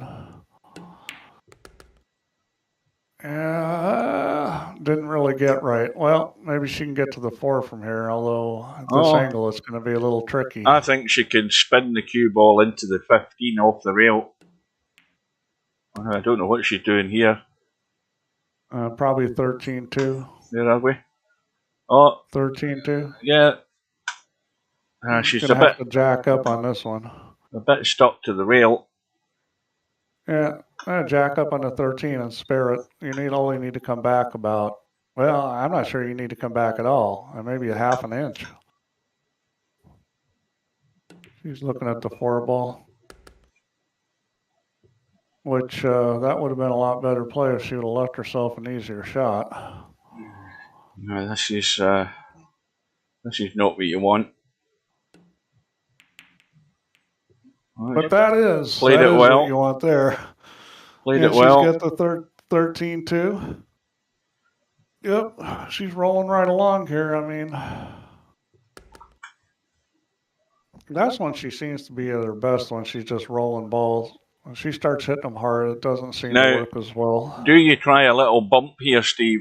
Because the chances are you'll have a shot in the 7. Yeah, I would. I'd do the bump. I'm not sure what she was trying to bump. She might have been trying to bump that 15-10. Quick look at these balls. Well, the 8-ball banks. The 8 does bank, yeah. But she can't.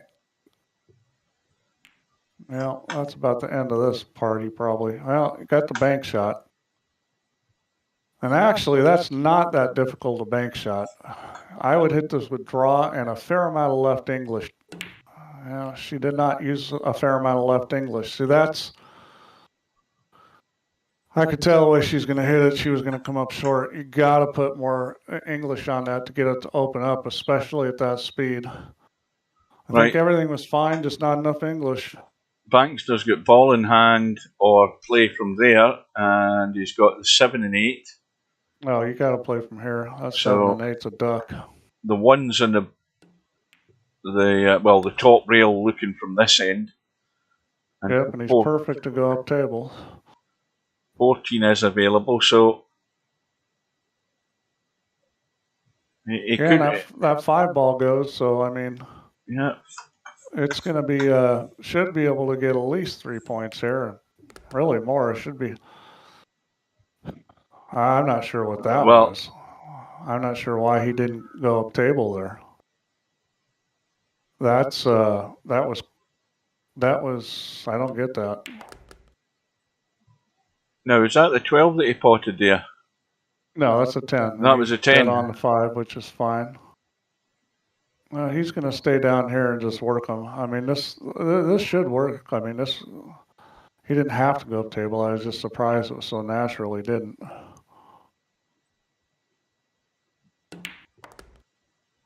Oh, that's overhit. Boy, he did not want to do that. Because now all of a sudden he's only got part of the pocket. He's got to shoot by the 14.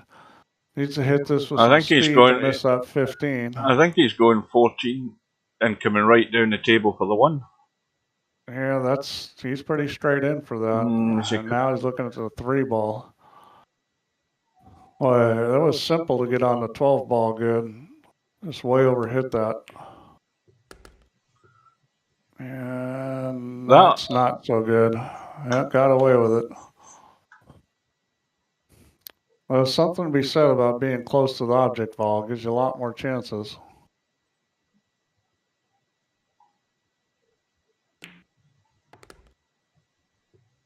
Well. Now we're in the now what? Well, this is where you may play safe. Cut that 14 up on the end rail and put the cue ball, run the cue ball into the 15. That's what I'd be doing. Cut the 14 up the table, put it on the end rail with the 1. Mm-hmm. Make her do something. I don't think he's going to do that because he's going to do that. What happens there? Well, the problem with that shot is he wasn't going to get on the 1. At best, he was going to have a thin cut, and he let the cue ball roll out too far. Of course, oh well. That was a happy, sad moment there. He was halfway through typing a smiley face before it turned into ugly face. Hey, somebody finally did what I said to do. Take the cue ball up table and put it on the end rail. Would have been better to get the 15 ball kind of in the middle of center. I mean, Bankster's going to do the obvious, pot the 15 and line them up. So who's going to be brave and have a go at a bank here? Cross bank the 15. No, well, you can't because that's the last ball. That doesn't do any good. Here we go. Now, this is a 3-foul situation, remember? And that wasn't so clever. That was not a good play. That's a sellout there. Yeah. Need to hit this with speed. Well, didn't hit it with speed. Needed to really pop that to get him to separate. She still may be okay, though. I think she can make this ball. Gotta watch the scratch. Good shot. Cue ball's fine. Cue ball's fine. That's the scratch you needed to watch with that 4-railer. Well. All right, so it's a shot to win the game here. Bankster can't get himself in the lead. Now this is where Bankster hung it up before. She's not going to return that favor. Remember when he did that and he hung that ball up and she made that and then the 15 again? Yeah. Right, we've got a little interlude. She's not as kind as he is. Well, we're halfway. So anyway, Steve, how are you health-wise? Are you feeling a bit more perky? I am. Unfortunately, I'm still testing positive. Yeah, right. Well, as I say, as long as you get the little foam bit over your mic, we should be okay. That's right. Yeah. So Sylvia looks like she's taking a tinkle or one of those kind of things. Yeah, or filling up the coffee. That's probably the other thing. Yeah, I think I'm going to go look at some of that too. I'll be back in a few. Yeah, a little musical interlude till they come back.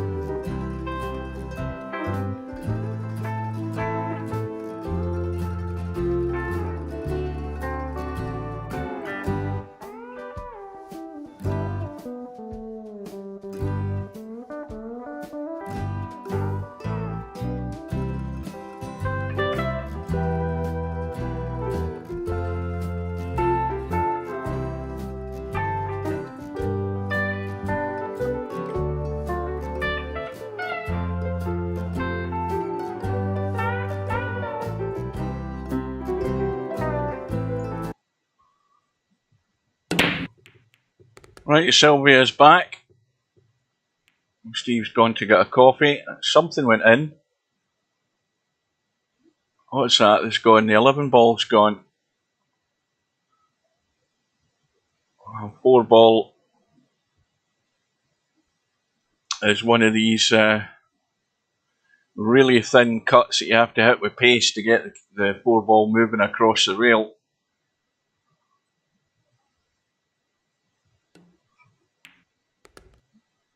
But Sylvia not even taking that risk just to stay at the table. Not that there was an awful lot on should she have potted it anyway.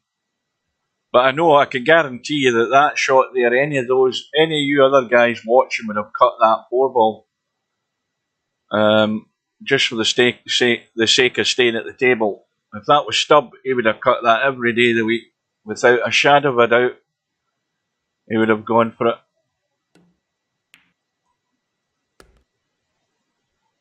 Well, so Bankster's got an easy start.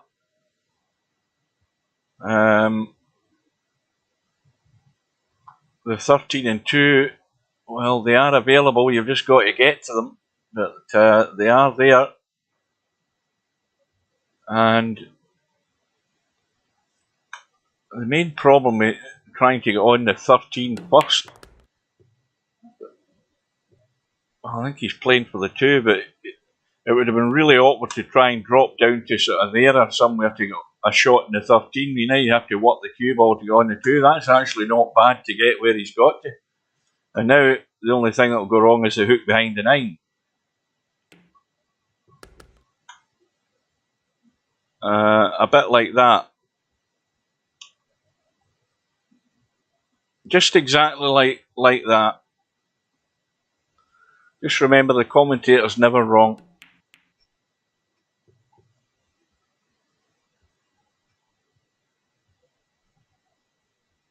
Good evening to Cobra.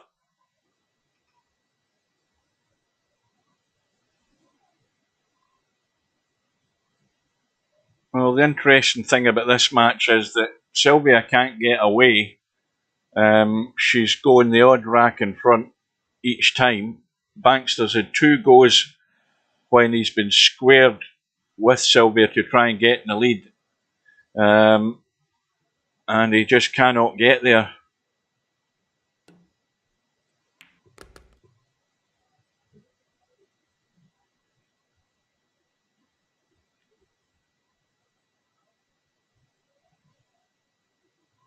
And this is going to develop into one of these tactical ones as well.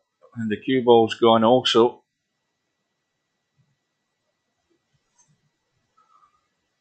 Welcome to Rob. Well, Cobra and Rob, we've already had a discussion about the length of the matches in the tournament. And Steve's already had a wee bit of panic and thinking about shortening the length of the matches, but we're only in the first match that we've actually streamed. I think the decision is to see how one or two of the other matches go. When we've got players that are a bit more on the capability sides in terms of developing shots, to see how the length of those matches go, because this match is already, an hour and 50 minutes old, and we're barely just gone halfway. So I think the agreement is to see how the next couple of matches go. Possibly Steve might just panic and drop it to like 11 and 9, but I think panicked yet. I think you should wait, Steve. Yeah, I'm just filling these latecomers in. But I would just leave it. But I think that's probably the right thing to do and see how the standard goes with other matches.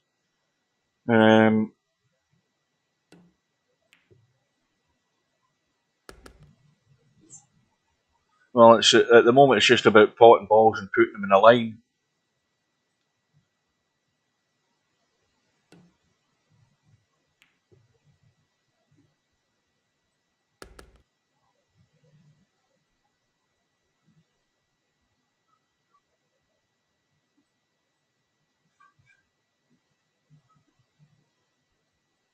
Now, obviously, with it not being a called shot game, you could lose the head and just lose patience and give it a right good smack and either get extremely lucky or lose the rack straight away by doing it.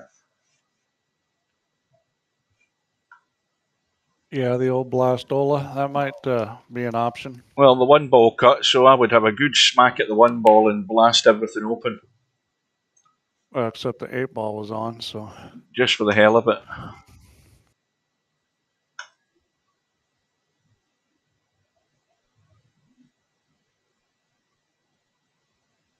There's that 2 balls in the kitchen. Well, I'll tell you what, when the balls are like this, you got to be really looking at the rack because opportunities may present themselves. Yeah, it's now like straight ball, trying to play safeties, but I can see one right now, the 13-9. So somebody put you behind a head string, you blast into that 13-9. Well, no, that didn't have to be behind the head string. Well, the problem is that angle is no good for it. You're not going to get a shot on the 6 ball there. Yeah, I mean, I would have ball in hand. Take a flyer, 13-9's a possibility. Ball in hand. I like that shot because coming up with a shot on the 6 is. You just ride your luck and give it a good smack. Well, maybe. Yeah, I'm not much for riding luck, but I'll play the percentages.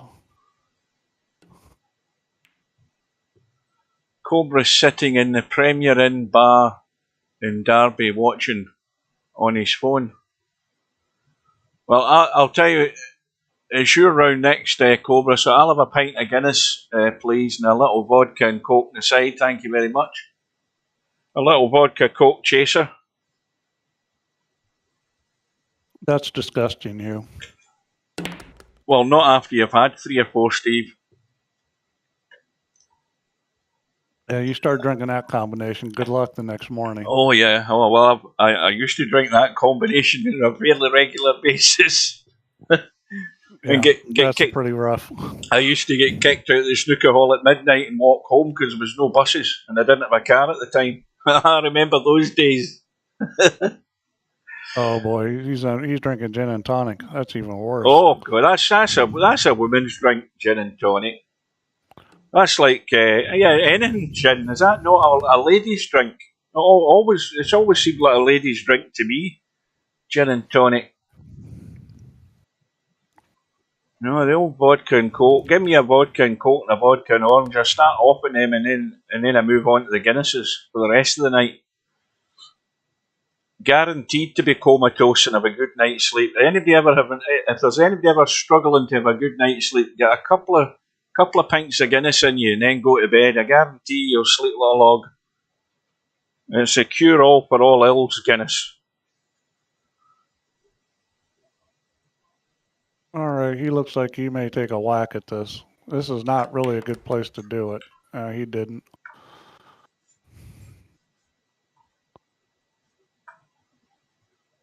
But this line is getting spread up, and there's going to be some opportunities.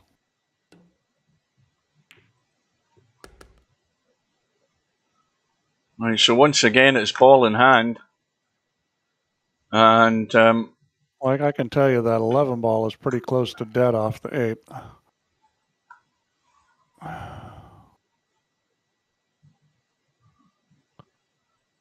But the 11 ball is stuck in between the 14 and the 13.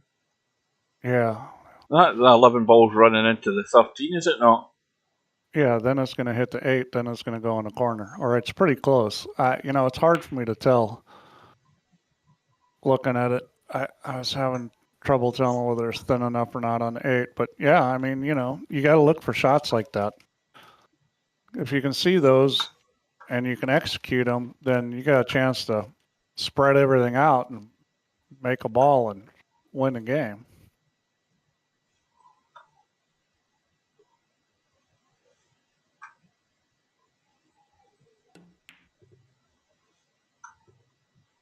Well, there's an aggressive shot. Can you get enough of that 6 ball? 9 balls up the table. Yeah, you're going to have to really, really move it to get through there, though. I thought he was looking at the bank there, but he's looking at coming off the 4 ball once he's hit this 6. You're going to know a lot of top or a lot of bottom. I'd probably hit this a lot of bottom. That'll do it. Oh, he's just going to brush it. Okay. Now, again, if you want to play the aggressive shot, you leave yourself the good angle in the 8 ball, smack it into the side and blast into the balls. The problem is that the 2 and the 15 are away from the bunch, and you might end up, actually moving nothing other than the ball that you hit. Well, you're the guy that's ahead. Picking off one at a time's great. When you're behind, it's time to start blasting. I think he can afford to, not try to open up the balls because he's ahead. Yeah, it's 3 Cribbages to 0.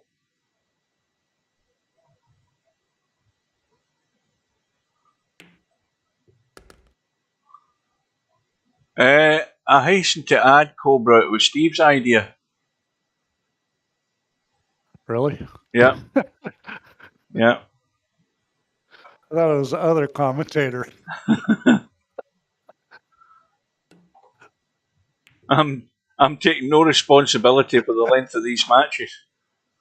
But then again, I didn't disagree with Steve, because you know me, I mean, I'm the one that set the Virtual 9-Ball World Championship final to 43 and races to 31 and races to 21. So don't expect to get any short match recommendations off of me. I'm all for playing matches over the distance. It tests the concentration, it tests the staying power, all of that sort of stuff. And matches can fluctuate backward and forward.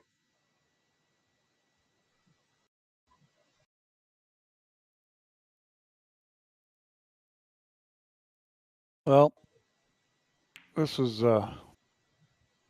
Well, waiting for somebody to get bold here. Well, it's going to have to be Sylvia. Sylvia's strategy seems to not be bold, but when you're behind 3-0, I think you almost have to, because eventually she's going to give up another one, and Bankster can afford to wait it out. Well, Sylvia, there's a shot to nothing. A shot to nothing from the left side. Play the 8 ball onto the 7 as a combo, and if you play it the right way, you should still land on the 8. Yep, that's a good shot. I mean, I think she may be going for the beef here. I don't know whether this is a great angle to do that. Or Bankster's going for the beef here. I like your shot, 7 onto the 8. I mean, the 8 onto the 7, and then just run through off the rail, and you'd be unlucky not to still have a shot in the 8. I'm looking for anything else in that bunch of balls. I don't see anything. There's the cut and the 7, and that'll break the 13 and the 11. The 11 will nudge the 4. I think you can cut that 7, and the fact you can cut the 1. There you go. Well, and this is where being able to play a lot of shots, you know, is going to help you. I mean, I think the bank shot is the play here. She looks like she's lining up reasonably on this one. Oh, is it going to hold the line? Yes, it is. It's going to get there. Bingo. And all of a sudden, this all of a sudden it looks different, doesn't it? This rack's anybody's now. Yeah, this is, in some ways, it's a lot like one pocket. Is like the rack's there, the rack's there. You got the stack there, the stack's there, and then all of a sudden, you know, something happens and it's a free-for-all. Well, let's just say that Bankster's prospects don't look good. I think he's going to be going 2 racks behind, commentator's curse. But Sylvia's should be pretty much home and dry here. I can't see where the problem is. I mean, the 15 ball's out the way, so all the balls are there for the last 2 cribbages.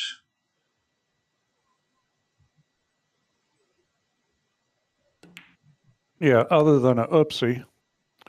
If there's no oopsies, then I think she's looking pretty good. That 15 ball sitting in a nice spot where you can make it and just let the cue ball float down the table.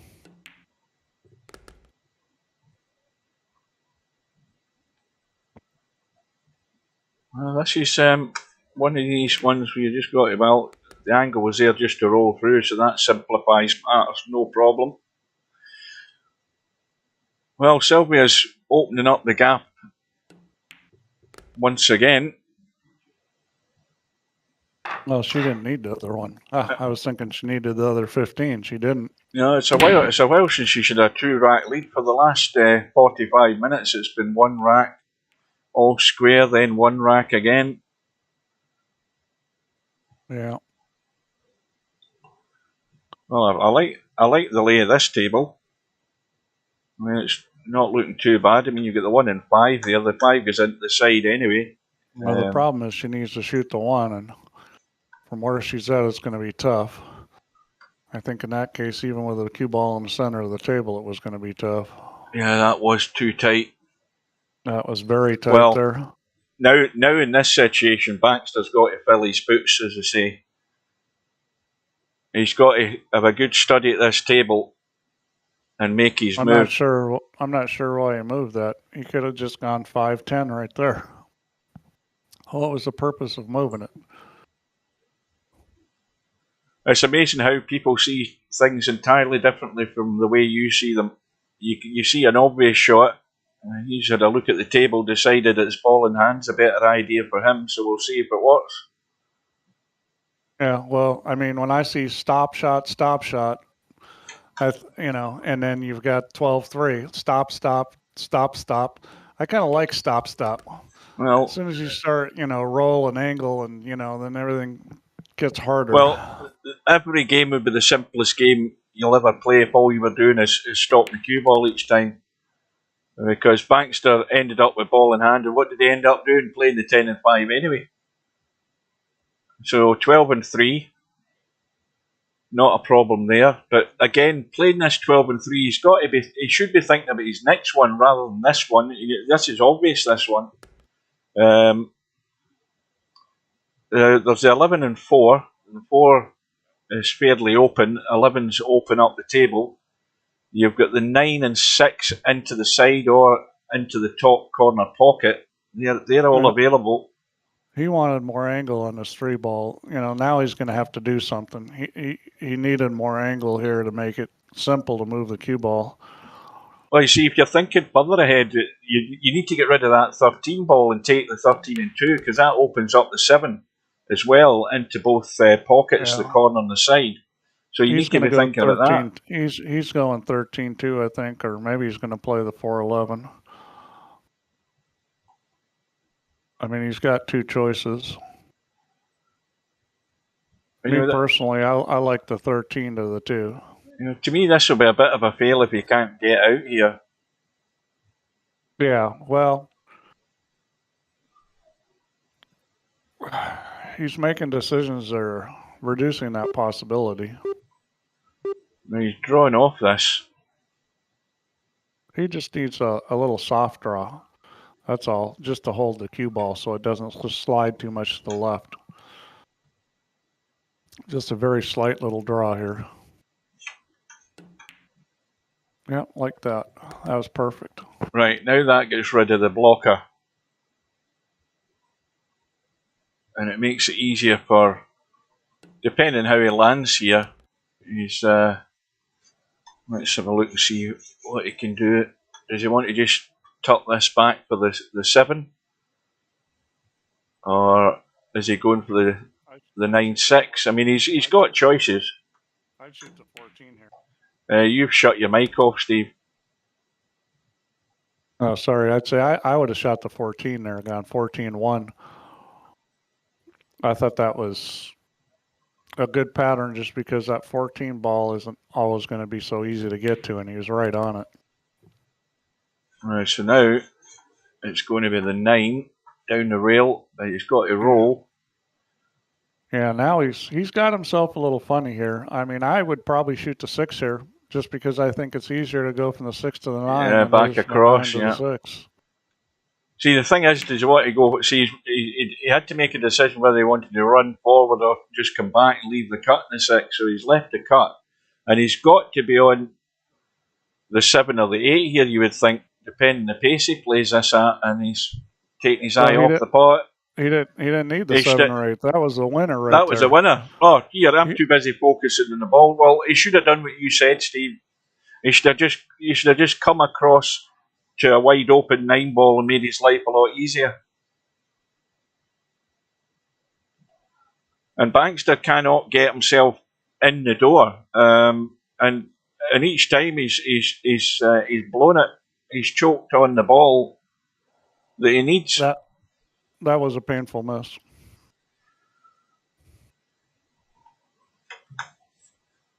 Some misses hurt more than others, and that one was painful. Yeah, his only lifesaver here is that 9 tied up with a 15 at the moment, and that could very quickly change. Yeah, well, I mean, let's put it this way. He's not winning when he's not at the table, so... Exactly. Now, is Sylvia going to hope she gets a bit of a roll here, I think, or is she going for the 7-8? I think you go 7-8 and you play position on the 8 to bump the 15. And she did not do that. I would have played low on the 8, little cutback, and then ran into the 15 and bumped the 15 off the 9. Now she's got problems. Are we going? No, I thought she was going to go the stub way, but she's just running for cover. Yeah. Well, she just got the cue ball in the wrong spot to move that 15 ball, 9 ball. See, the interesting thing about that is that unlike Sylvia as well and myself isn't aware that 7 ball's loose when it's respotted, because that might have just lost her the rack. The 7 ball hasn't gone right into the line. It's gone to the head string, I think, or the head ball. And what is he doing? Bankster just needed to roll that in and he did the 7 into the side. Yeah, I mean, he just needed to go 8-7. Instead, he's like blasting balls apart. I don't get that. I mean, okay, he's won the rack, but there's easier ways to do it. I think somebody needs to maybe Brain fell out of switch nicknames with him. I mean, I just don't get that at all. Wait a minute, I haven't used this one for a while. See if I can remember what button it is. Hang on. See if I can get the right button. Brain is gone. That's the one.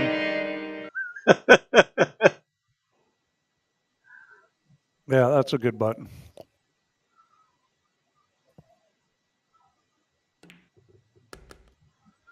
So, well, dare I say it, Bankster's back to within 1. He's played the deliberate foul.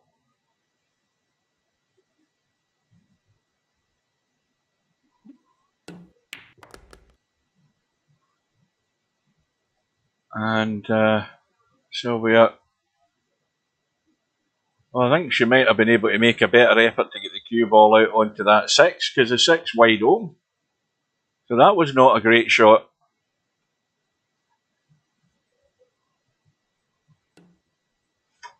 Right, quick look at this stack of balls here.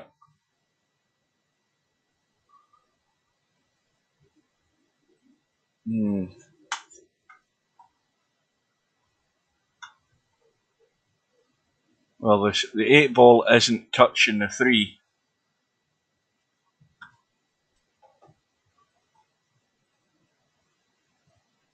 So this is going to be one of these tactical ones until something happens.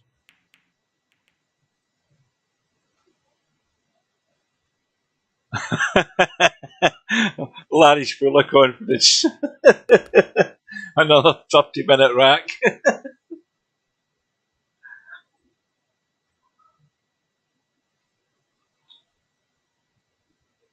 But these balls are going to get replaced, and sooner or later something's going to be lined up somewhere along the line. I have to say it doesn't look very promising at the moment. But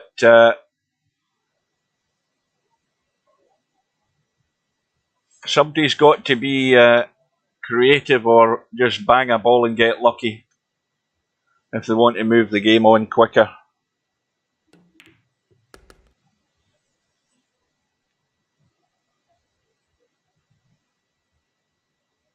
Yeah, I think maybe time for more moving. 4 ball looks like it's pretty dead if the 8 ball isn't there. Yeah. Maybe it's a little onto the end rail. Where's the cue ball going?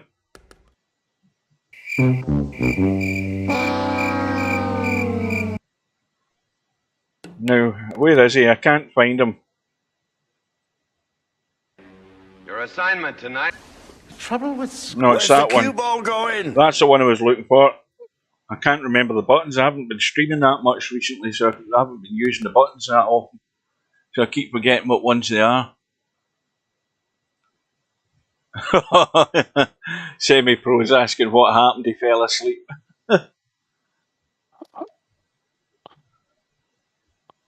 Well, I'm glad, Semi, that you had a nice little nap.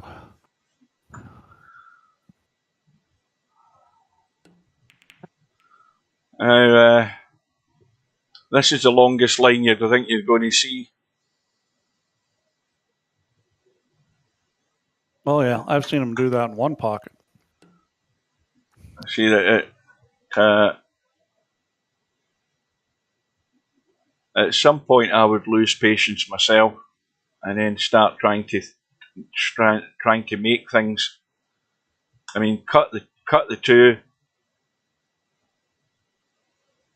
and you never know. You might get lucky running into the 7 if you clip the 7 or the 5 and nudge the 13 into play. You might just get desperate enough to try that.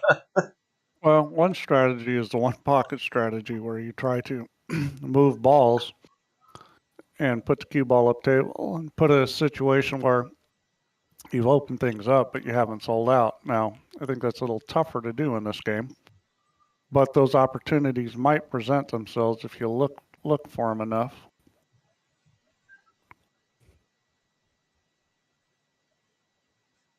Eight, right there. 8, 13, 7 off the 12 into the 2. Could have cranked it right there. Could have gone Kablasto. I was looking at that. Yeah. I don't think most of the players are actually, looking for stuff like that. But, if you get that kind of opportunity, it's, a chance to win the game. It's also a chance to sell it out. What ball's that say? That's a 10 ball.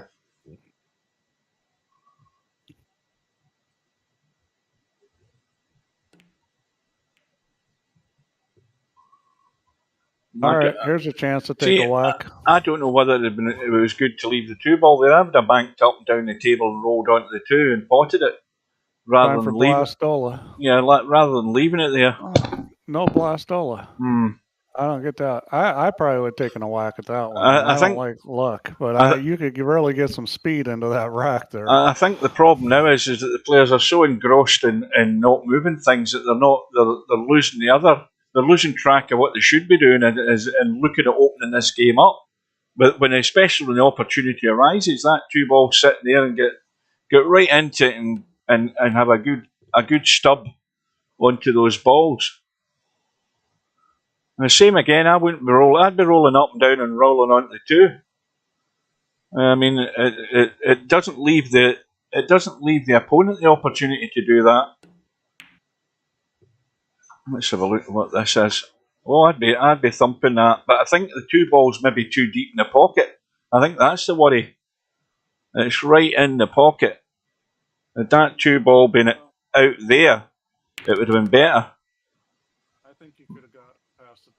Well, you've gone again, Steve. You've got the mic round the back of your head. Yeah, it's hard to talk. I don't have my mouth in the back of the head. Well, you know, there we go again. Here we go. I mean, amp it up, bit of left-hand side, and get a good blast and hope you get lucky and open the game up. Yeah, you want to cut in the right side of the pocket, get as much speed on the cue ball. Oh, wait a minute, the one ball goes. That was a good shot. The only unfortunate thing is she's just gone too far through. Yep, mass A time.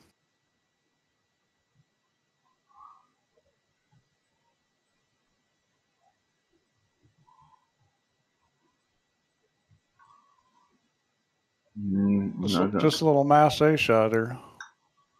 Not an easy one, that's for sure, but...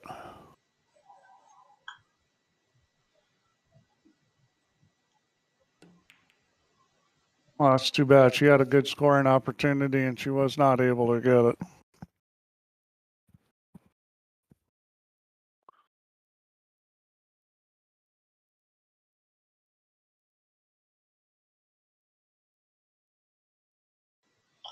The crazy shot is just to burst the 10 and run into them and just open them up. Well, I'll tell you, the shot here is slam the two ball and take the cue into the 10. You know, play the billiard. Play the billiard with a lot of speed. And, I mean, you got to know where the cue ball is going to shoot that shot, but...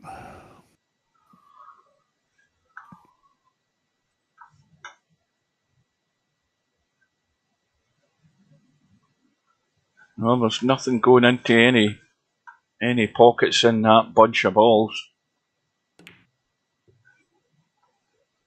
Well, this is again another really optimistic and ambitious shot, but thin cut the 10 and blast it again. Yeah, I think it's going to be hard. Yeah, if you hit that with left, you can get into the 3 ball because that's what you need to do. Too thick though. Okay, got the thinness right, but got the spin wrong. This could potentially go. I'm not sure where. Well, Cobra's heading to the bar to get another round of drinks, and I still want another Guinness and a vodka and Coke, please.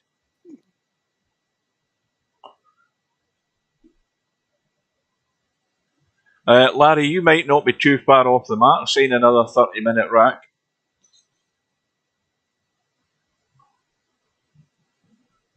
But somebody like Stubb does not have the patience to do this.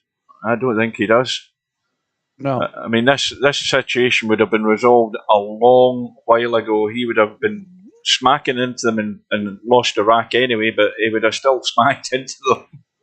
Well, even if it wasn't Stubb, I mean, there's been a lot of opportunities that were passed up, which I didn't really understand. I mean, you could try and play it like a total pro all the time, but I think sometimes you just have to throw all your eggs into one basket and give it a blast and hope you get a roll. Here's a great chance right here. Play the 12 ball. You got the going right into that 8-3.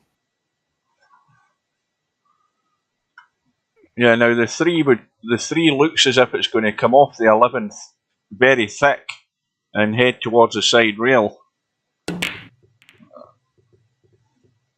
that was the right shot, but missed the ball. I mean, that wasn't a bad shot. Missed the ball. Well, that's now. We've got a game on now. Let's just say that. Let's look on the bright side. We've got a game on in this rack.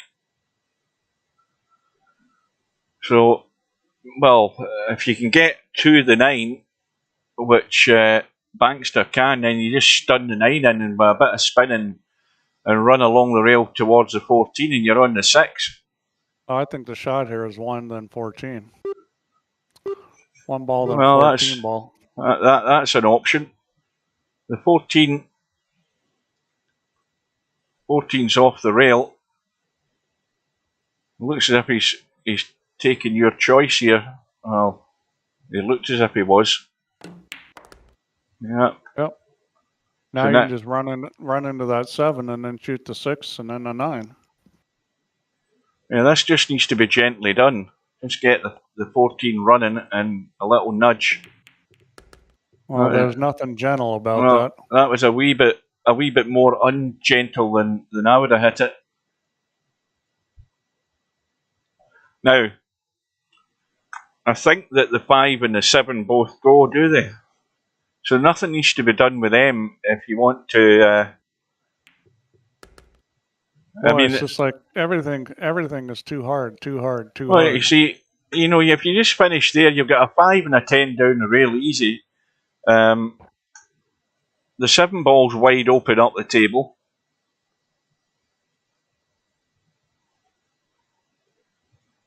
This is still pretty easy off the rail. I think it's an easy off the rail shot. Are you going to play the combo? Yeah, the combo's fine too.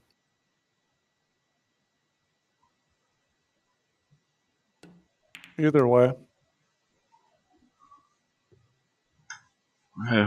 Well, that was a shame. Sylvia did not get rewarded for being aggressive, but, I mean, if she would have made the ball. 4-11.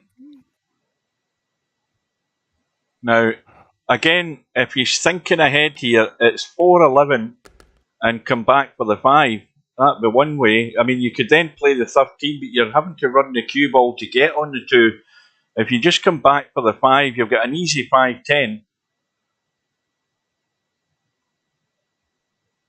That'd be what I'd be playing for next. The 5 like behind that the shot, 8. Because if you overhit it, you can always play the 12. Yeah, that's perfect. That'll do it. Just nudge the 8 ball out of the way. I think he can, or is he going to brush through off it? It's going to brush through. He's jacking up just to make sure he doesn't get stuck behind it. So that gets rid of the 5-10. Now, you could take simple positions on a 7. Well, 7 into the side, but if he stays above the 7, he's got 2 into the side and roll down for the 13 in the top rail. Yeah, the 2 you're going to have to probably not. Well, it depends on where you get. You might be able to roll it. You might have to draw it, but either way, you can get down to that 13. I think he's killing it. He looks as if he's juicing this up far too much to me. Is this one of these ones put a lot of spin on it and just hope you land in the ball? I'm not sure what he's doing. We're about to find out. I'd just be killing this. Killing it stone dead.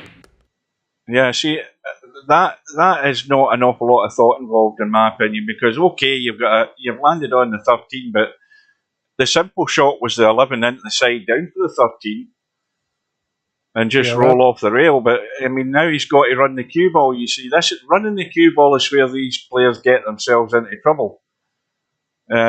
If you're Cobra or Albinario or Semi-Pro or any of those guys, then they know where the ball's generally rolling to. Bankster's maybe get more of a struggle in guaranteeing he's going to get this good. We're about to find out. I mean, he's got all the room in the world between the 8 and the 3, and he's ran into the 8. I don't think he played that, but that'll do.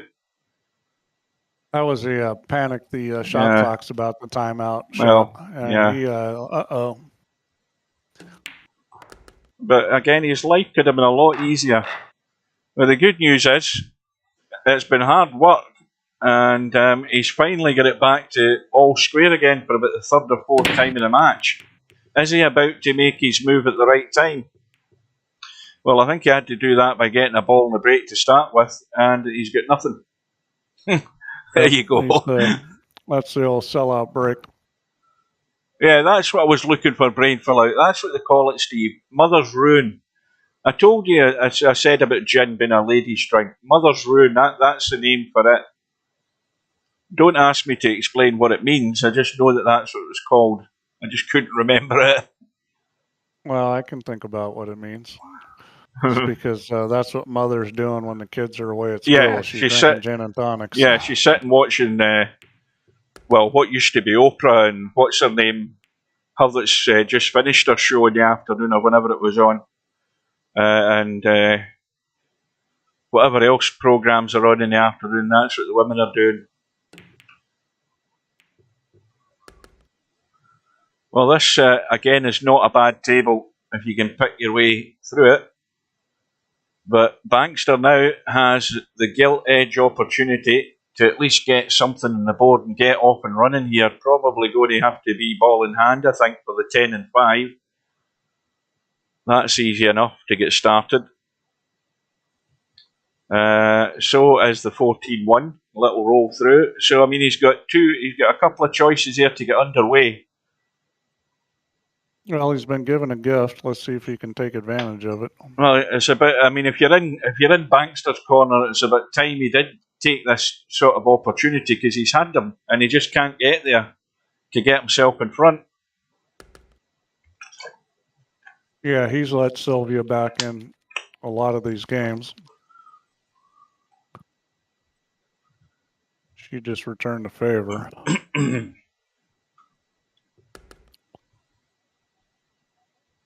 Would have liked to have been a little straighter on that 3. Looks like it's going to be the 10.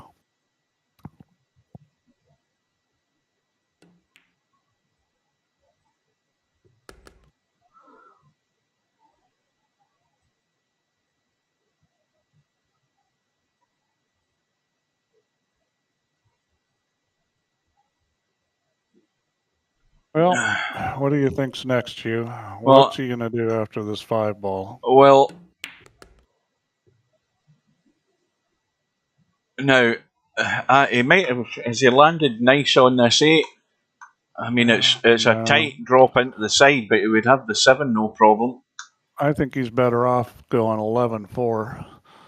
That 4 ball is going to be easier shot than the 8 ball. Yeah, he's just got to dink this in and no more. And he's got a fairly straight 4 ball into the side. That's a shot. All you have to do is hit that with Little English, and it's just going to kill. So just now it's through for the 8 ball. Just if he wants to just, I think you sort of want to kill this a wee bit. You don't want to run right through, because you're going to run away. He tends to hit these too hard. Yeah, and that's that's a bad one. Again, he's played the shot and he knows he's trying to hold for the 8, and he's took his eye off the pot in the first place. So that's another chance gone. I'm calling commentator curse on you, telling him he's got to take advantage of this wreck. Yeah, I'll accept responsibility for that, but Bankster has to accept responsibility for. I think he maybe just needed to jab that in to just sort of kill the cue ball slightly. But then again, that makes the pot that more difficult. And now he might be made to suffer here, because they are all on. Well, this will be a fail if Sylvia can't do this, because, I mean, look at the table. Yeah, it couldn't be much better than this. Where's the problem here? Oli, if she creates it, because it's sitting good.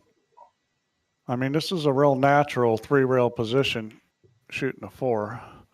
She's going to go that way, which is fine. 13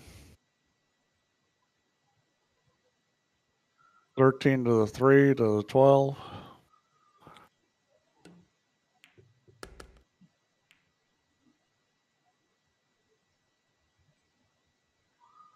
What one's that on the side rail? Is that the 12 ball? That's a 12. So this is This is done and dusted, surely. Well, Oh, way too much juice. That's the old stun draw techniques required there, I'm afraid. You know, you dig too deep in that cue ball, you get the fizz on it, and the cue ball's running loose and running into trouble. I mean, this is now suddenly, well, okay, the 4 balls there and the 11 balls there, but you've got to get on it good. And what's the score? So this is going to be 4-3. So she has to get. Is she going to play for the 9 first, or is she going to play for the 6? That's the question. I think you place it a halfway here. You play a 2-way shot. You play high enough, and if you get good in the 9, you get rid of it. Yep, that's what she's going to do. That's what you want to do. Well, I think she would have liked it. I mean, it's perfect. She's in a wee look at it, but she spun off the 15. That's perfect. Yeah, well, that was going to happen. It was going to hit the 15 and come straight back. And that's well played. Well, Bankster's sitting there kicking himself because he's suddenly behind again, and it should have been in front. For what? How many times is that? 4 times now, or 3? I'm losing track.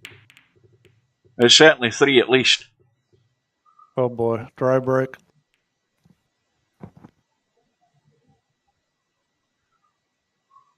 Dry break. Now, what's the easiest starter here? Let's have a look. Yeah, you've got the 13 and the 2, not a problem. You've got the dodgier cut and the 7. I don't know whether, I think Bankster's still studying the table, but 13-2 gets you off and running. You've got, if you stun this in and land in the 7 and hold for the 5, you can get the 5-10. What am I talking about? Because you've still got to pot the 2. I'm losing track myself now. I'm thinking Cribbage is ahead when he hasn't done the first one yet. Well, could shoot the 8 now if I want. Back up for the 7. I would rather shoot the 13 myself. But, the pocket is small. Well, you used all the pocket and more. Yeah.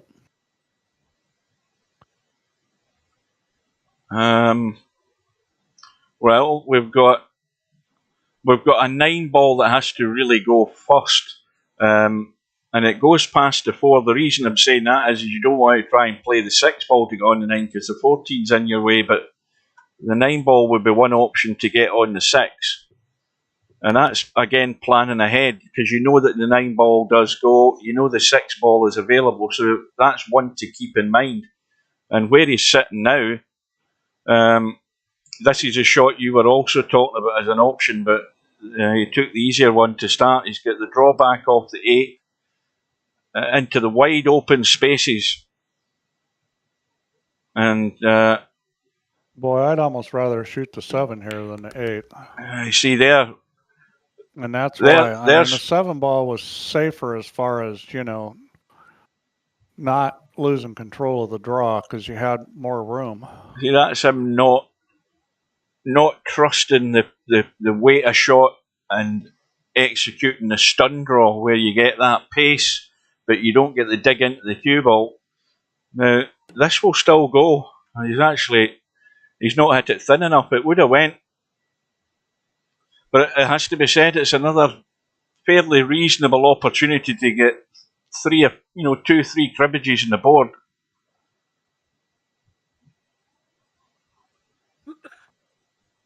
Yeah, that's a fail only coming up with 1. Yeah. So this is probably going to cost him big time because the table's sitting really good. 4, 11, 7, 8.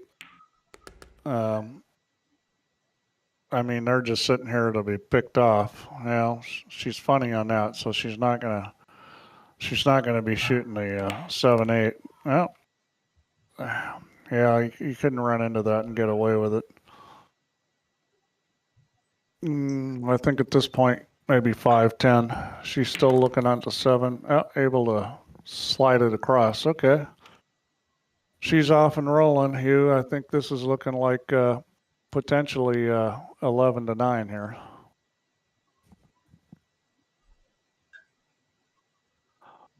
And I don't hear you, Hugh, so either you're gone or you hit the mute button. I'm studying the table at the moment. Now, this table is sitting good. I mean... Yeah, 5-10, not a problem. 12-3, not a problem. This is over, this rack. Yeah, all the balls go. I mean, she can go... Now, if she's playing the 12-3 here, she has to land in the middle there to get rid of the 3 first.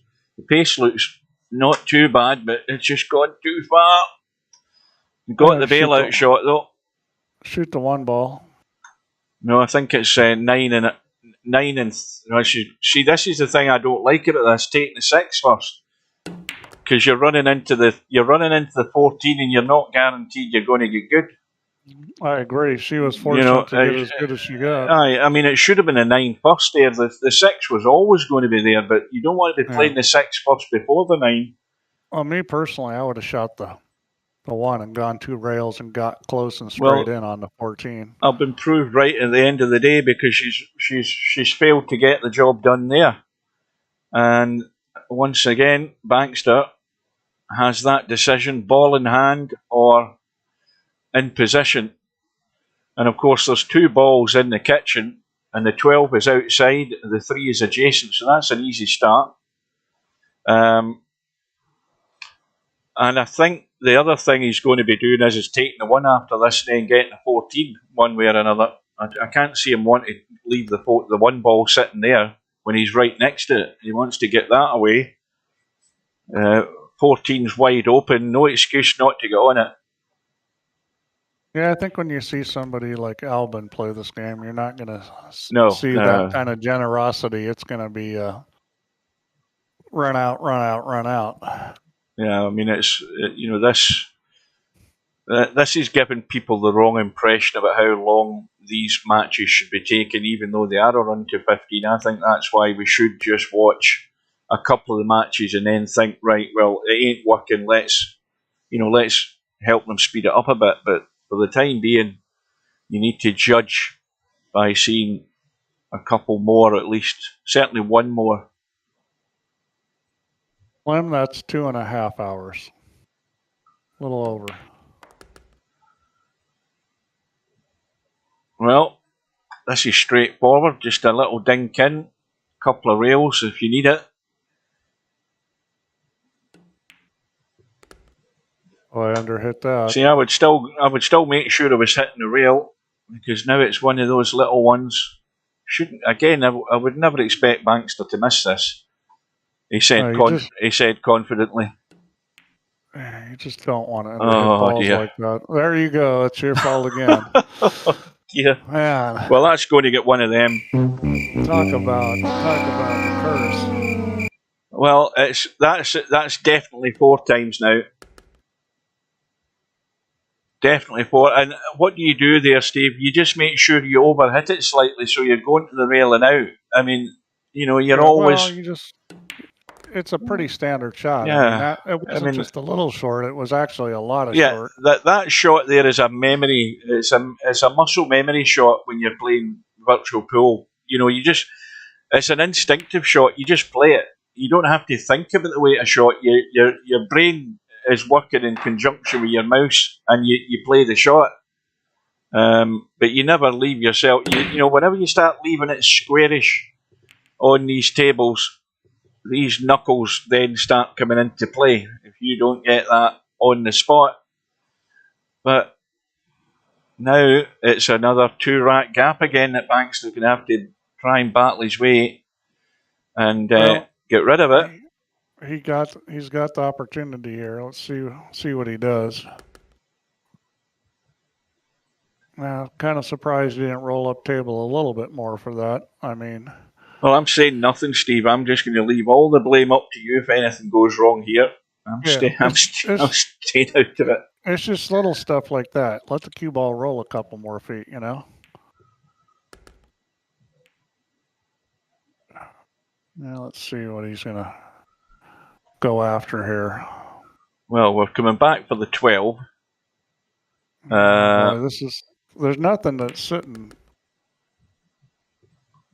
We've got, if he drops behind the 5, he can draw off the 5 for the 10. You've got the 7 and 8 adjacent to one another up top.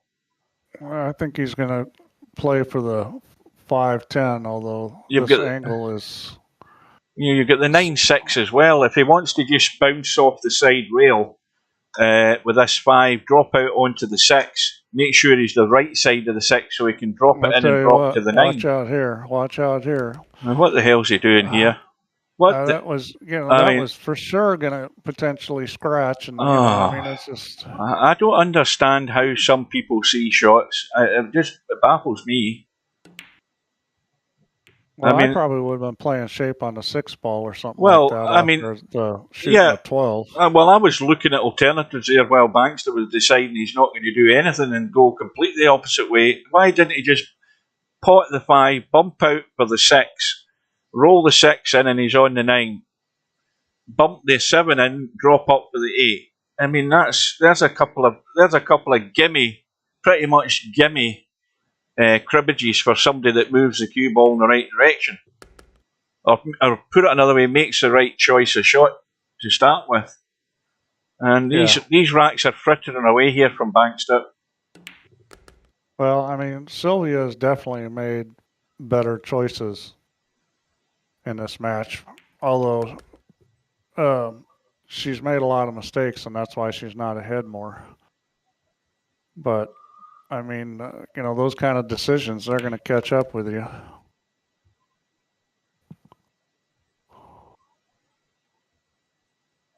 What was that, Larry? You're forgetting about the 10. Oh, I see what you mean. Well, we were talking about drawing off the 5 and playing for the 10. Yeah, you're right. Yeah, she's making short work of this. Yeah, it's been made that little bit too easy for her. All the damage is done, and then Sylvia's been allowed to pick the bones here. Well, she made a mistake there. She should have just drawn that back just a touch and then shot the 13 and 2. Instead, she rolled forward, and now this is tougher. Oh, here we go. That's what I don't get. She'll play very good position, this, and then all of a sudden it's like, and I know she's capable of putting the cue ball in the right place. It's like she didn't look. She didn't pay attention to where it needed to go, and got herself in a funny spot. I mean, I think that was the thing you were talking about earlier, Hugh, was just the focus, just keeping focus. It's keeping interested and not letting herself. I think she distracts herself. I think she could be busy doing things, And I'm not being sexist saying that. You know what women are like. They're probably she could be doing all sorts of things. She'd be sitting texting her pal or whatever, or somebody could be talking to her. One of the two. You never know. You're funny, man. I bet. Well, you know what I mean, Steve. I mean, women multitask a lot better than us men, but I have to say, you have to keep your focus when you're playing VP4. That little disclaimer didn't do you any good. Yeah, she could be probably doing the ironing and using the TV remote and doing all sorts of stuff. You might as well say she's ironing and cooking dinner. Jeez, you. I'm glad Sylvia isn't listening. Oh, man, she's going to kill you if she ever listens to us back. Slim says, quit while you're behind. Oh, dear. But it is, it's I'm not going to say it's common, but it's a thing that Sylvia's been like this all the time I've watched her play. She'll play decent enough, and suddenly then, as my dad used to say, the ball goes on the slates. Suddenly, she's distracted and totally lost focus, plays a loose shot. But then again, I don't think she has to worry too much. And that's being honest, because I think Bankster's not taken any advantage of the opportunities he's had. He's found ways to get himself in trouble more often than not. And now he's Now he's 3 behind at the wrong end of the match. Yeah, I mean, it would serve her well, though, to kind of go back and look at this match and just sort of think about it. And, because she's played pretty well. It's just a lot of unforced errors that are just, I don't know if it's losing focus or not thinking about it or what, but if she's going to beat the better players, I think she's going to need to get rid of those. And her ball position and pocketing and everything was pretty good this match. Yeah. Just got to, it's not about adding to it. It's about removing the mistakes. Well, Larry plays Sylvia often enough, and Larry will if he was honest enough, he will tell you that, I think pretty much a lot of the time he probably just has to bide his time because the mistake will come. That's the one thing where, Sylvia will do the right things for a little spell, and then it sort of just drifts away. Whether she just wanders away or the train of thought goes on to something else, I don't know what the reason would be. Oh, this is a good chat conversation. Yeah, well, Semi, if you think changing your name is going to make it so that you hold up better, I wouldn't count on that. You better tighten up. I don't think a name change is going to do it.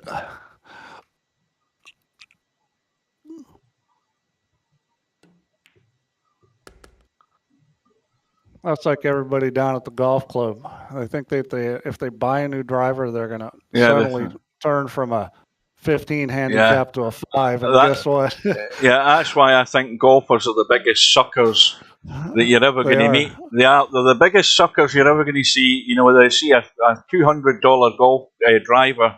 That's going to give them another 10 yards, and they think that they're Phil Mickelson. I will say that properly fit clubs can make a difference, but I'm talking about the guys who go out and buy a new driver every single year. Yeah, just to be trendy and make sure they've got the latest model and all that crap. That's why they're suckers. They'll spend fortunes on it.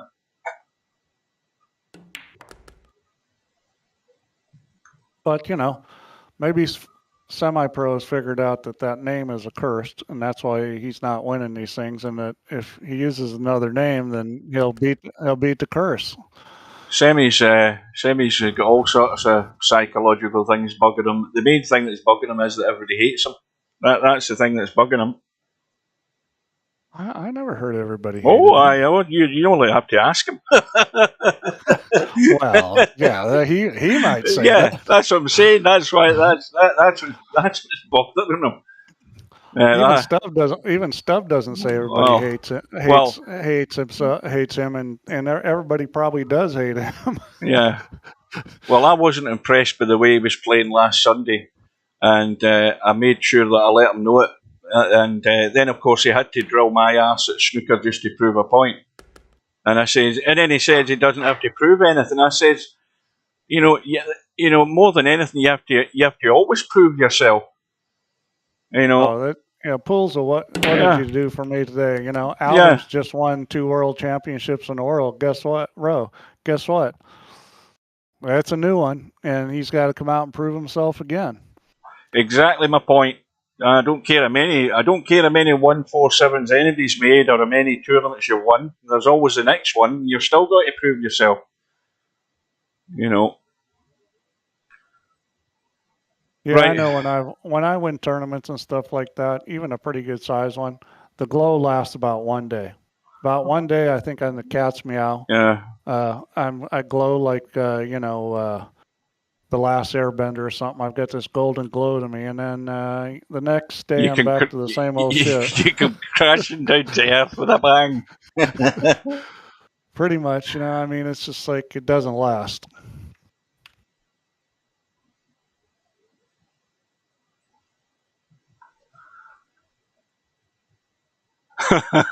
Slim says, I don't hate semi-pro, I only find him slightly annoying.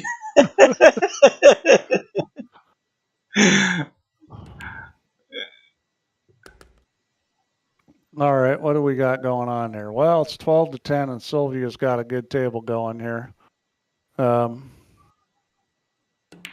See what she can do.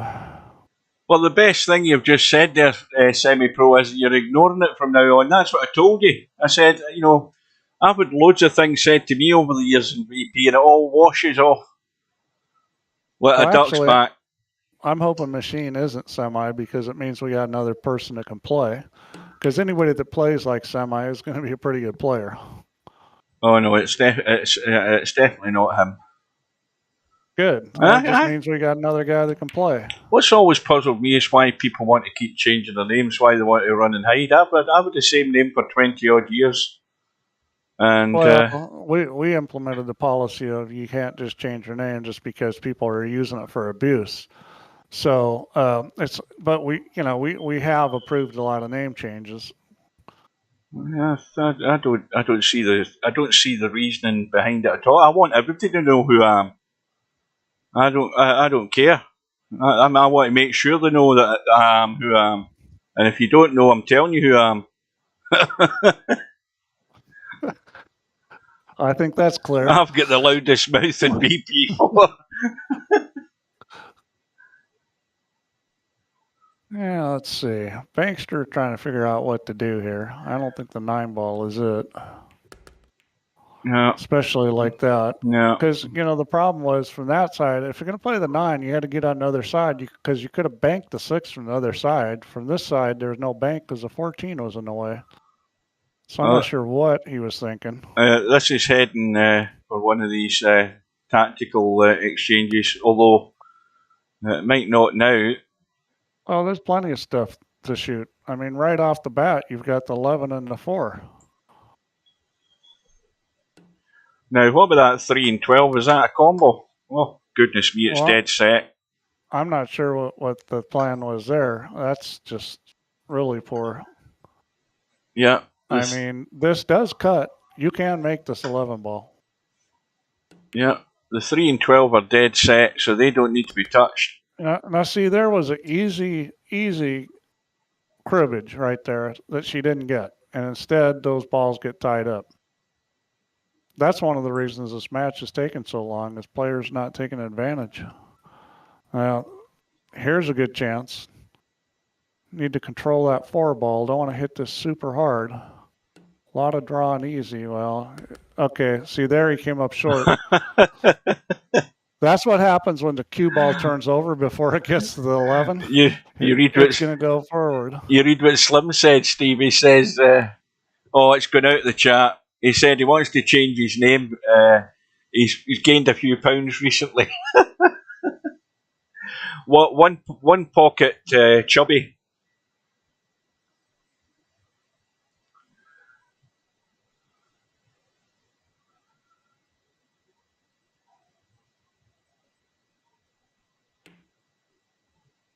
Well, this is going to head the same direction. Yeah, this is just a stack 'em up shot.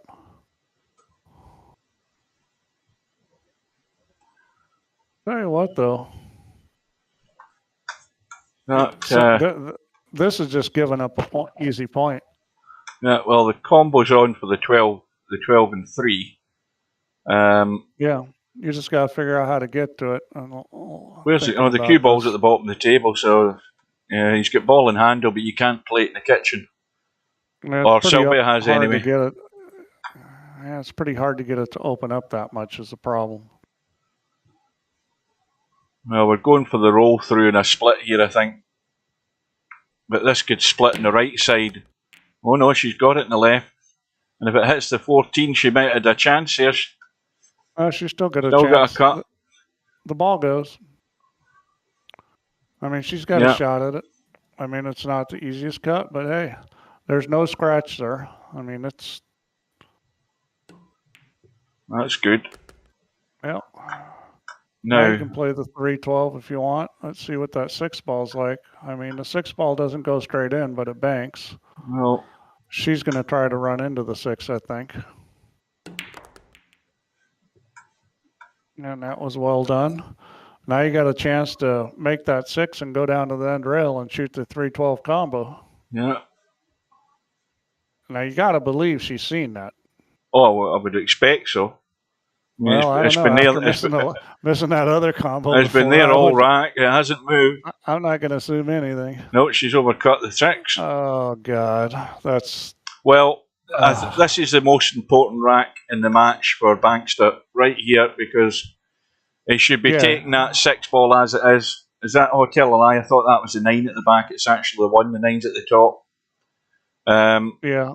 But I mean, from there it's get the combo. In fact, I think spin this a lot. Run the cue ball into the 14. What's going on here? Oh, she's not going to shoot the combo. I don't understand this. Is he on that one? Yeah. Yes, he is. I'll let him off with it. It's easy 2-rail shape to the combo from here. I'll let him off with that one that he got on the 1. So really 3-rail shape. 1, 2. Oh dear. And plays the position perfect and dogs the ball. All right, you think she sees the combo now? Well, we'll find out. I think you need to be not paying attention very much at all if you miss this.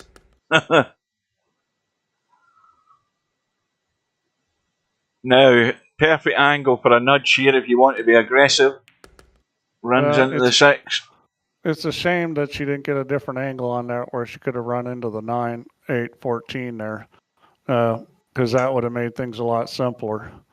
I think the 14 ball will go in the corner. You got to throw it, but she's got a pretty easy shot to get on it. Yeah. Yep. Oh, yeah, that'll do it. That's nice. Now, it would have been nicer if she'd actually been the bottom side of the 14, I think.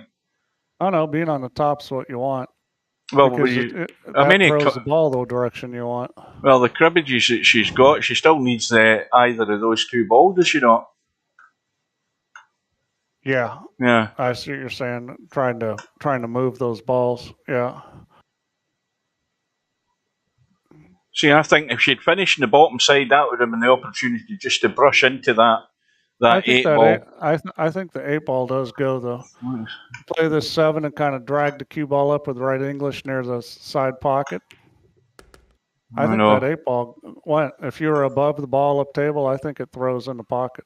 Yeah, well, it would have went. Yeah, it would have gone. And she had a fairly natural shot to get shape.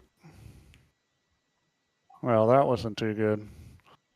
I mean, I think he had a play on the 9, a bank shot, but not from there. He doesn't. Well, the story of this match is all the racks that's gotten away from Bankster. That pretty much sums it up. Well, the play here is from the other side. And bank that 6 ball into the middle rail and bring the cue ball up to the end. Bank the 6 ball off and leave it about the end rail. You know, you're going to hit this thin, but, you know, you don't want to do that. You want to bring it up table. Yeah, you know what? That's actually not a bad play because it put it out on the open. And it's protected, so that is actually a good play. I like that play. Well, there's an easy one for Bankster to get started. Now, to me, I'm drawing off the 6 and running into these 3 balls. I've got to be on the 7. I've got the angle to draw into them. I've got to be playing the 6 first. Well, he's done it another way, and he's still on the 6, so we'll let him off with that one as well. But the surefire guarantee was to draw off the 6 into them because you knew fine well you've got to be on the 7. Well, I mean that was a winning shot. He should win from here. That could be famous last words, Steve. He's going to have to get this cue ball on the spot for this 9. Yeah, this is easy. You know, just back and forth and shoot it in the other corner. He's going to hold it with English. That's fine too. Checked it up. The only problem is he's too low. Yeah, well, that's no good. Well, he's going to have to either leave the bedhead cut by just rolling through, or he's going for the draw. Yeah, this is fine. And he's controlled it. He's got to get this. I mean, you can't miss this. The thing is you need to hit this where you leave yourself a shot on the Oh, spot. I still got to get the 15 again, hasn't he? Yeah, that'll do it. Perfect. Yep, hit that perfect. Well, this will be a bit of a relief for Bankster. He stays in touch.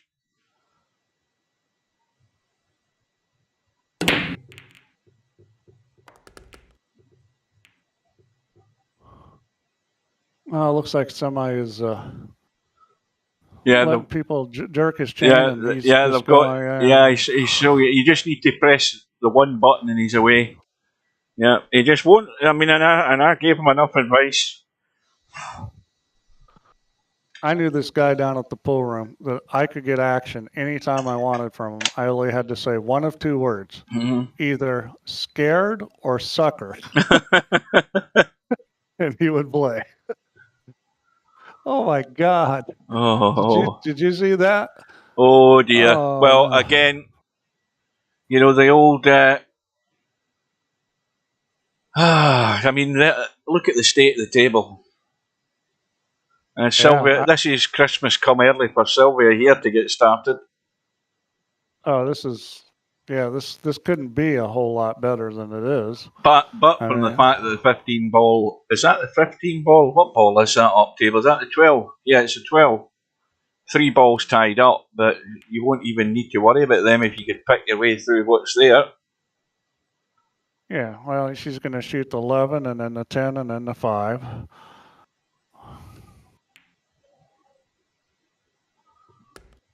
And then we're going to probably go.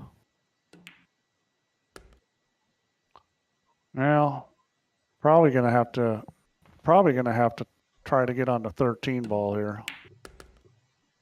And did not accomplish that. So now things are tough. Right, guys, because, this match is now 3 hours and 2 minutes old. Do you think that all the rest of those first round matches are going to be as long as this? Be honest. And my answer to that is no way will they be as long as this. No, all of them won't. There may be some of them that are, but all of them certainly won't.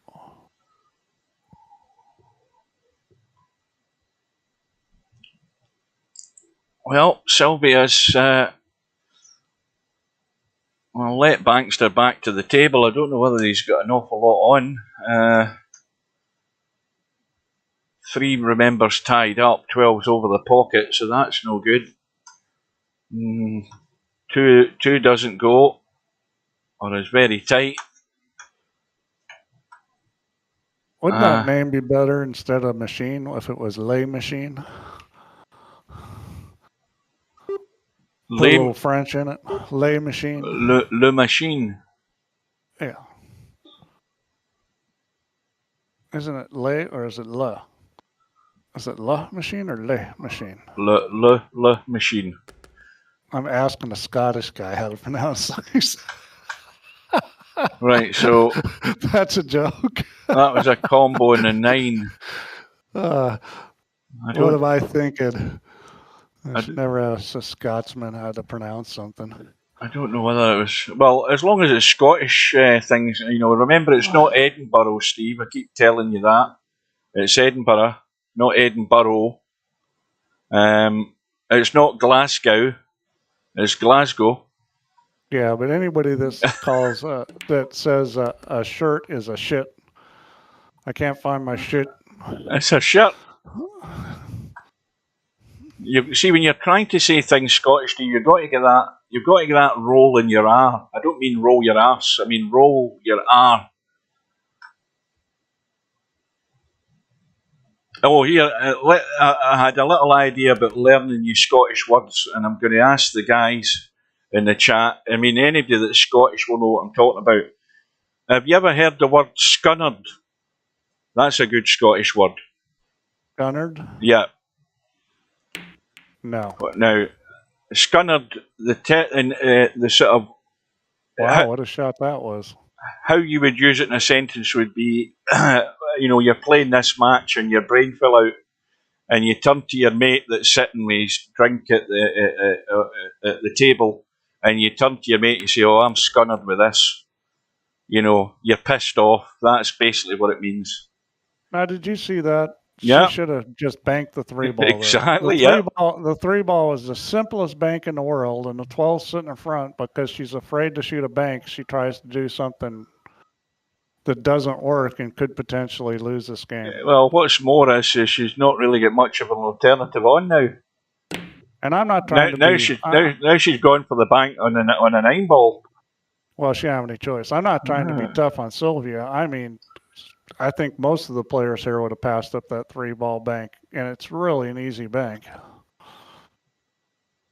Just the angle it was sitting, you know, it's just a little bit outside English, and, you know, it's a 90+ percenter for anybody who has a clue how to bank. And I know she does. Well, here we go again, Bankster. He's back within 1. He's at the table, at his mercy. He's getting rid of the 12. And he's got, I think, is he too straight in this one? He's going 13-2. I think he's a bit straight in the 13 as well. Yeah, he could shoot the 13 and jack up and draw the cue ball back into the 15. See, he doesn't like the 1-ball either because he's too straight and he doesn't want to try and pinch in case he catches that knuckle in the side pocket. The 9-ball is not a bad choice. That's fine. That'll do it. A little bump. Well, that's a sort of recovery shot there. So now he's in reasonably good shape to get the job done here and again tie the match up. Oh, we had to have Stubb come in the room and put some stubbish down.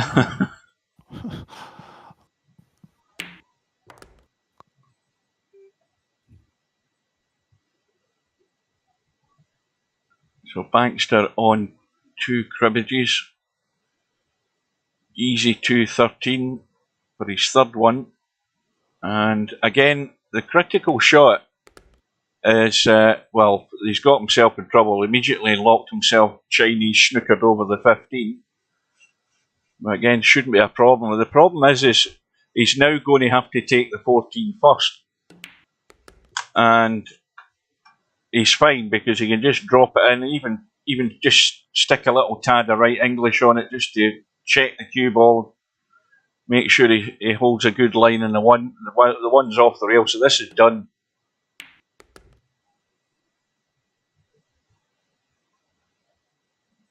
And he's got enough angle to just punch this in and get that cue ball out for the winning cribbage on the 15. Well, you've got to be confident and play this. Jab it in like that. That's perfect. Here, didn't I predict this was going to be 29 games? Well, I think you're not going to be far off it the way it's looking. Well, he got there. Alarm. He got there. Is that another English saying? Burglar alarm. I've never heard of it. I don't know what brain pull out it's on.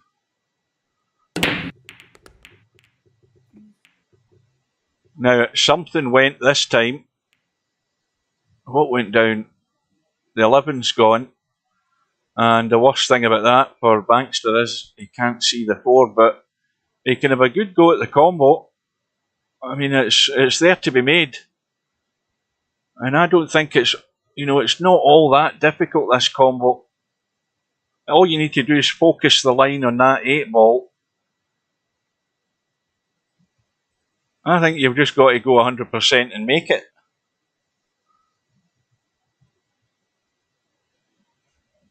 And again, it could be the right time or the wrong time, but it's there. It's not easy, but you've got to have a go at it, I think.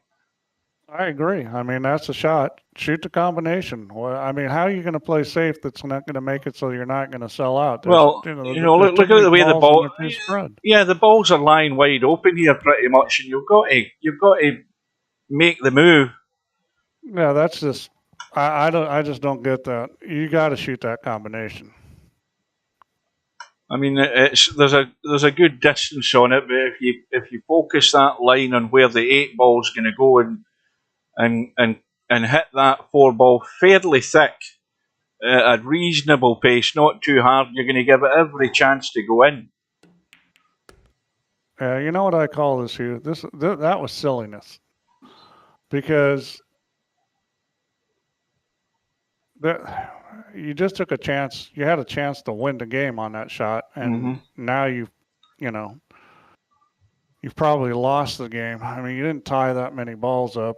The table's sitting good. I wasn't aware of that, brainful out. It's a phrase that's been doing the rounds on YouTube, particularly difficult to say for many Scottish people. What, purple burglar alarm? Yeah.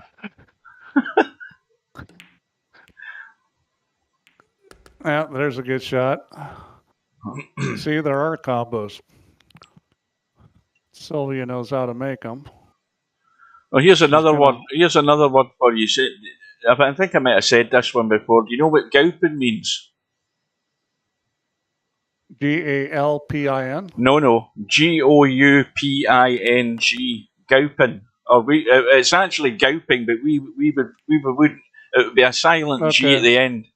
There's an example of playing something completely the wrong way. What you wanted to do with that 9-ball is run into the 10.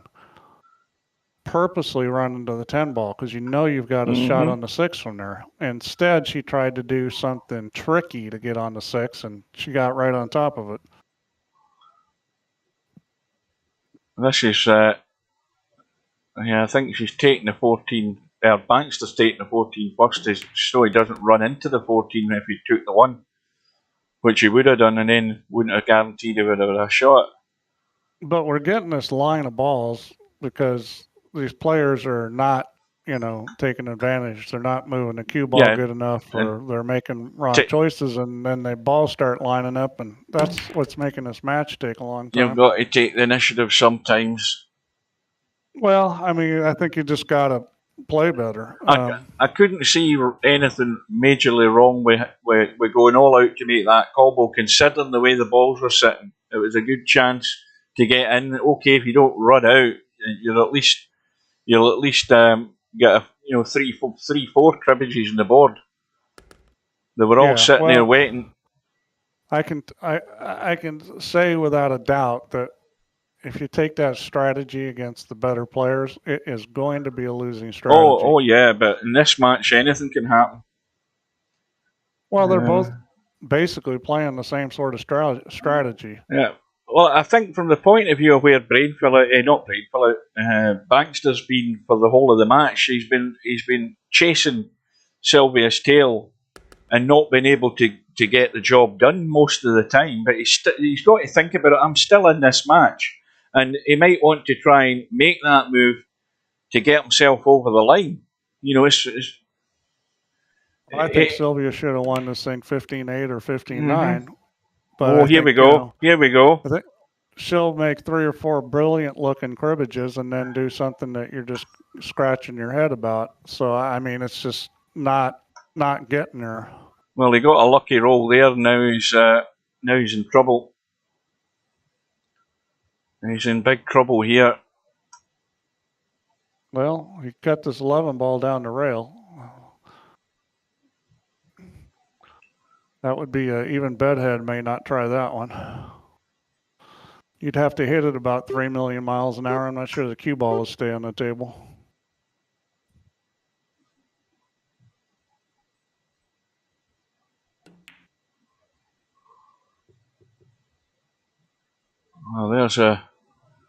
Well, somebody please tell me how that's a productive shot. I don't understand that, because there's a combo. There's a combo on a plate for you if you want it, Sylvia.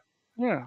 Well, she can shoot the 11-ball, then the 4-ball. She can shoot that combo anytime she wants. The combo's there. The combo's there as a backup right now. Yeah.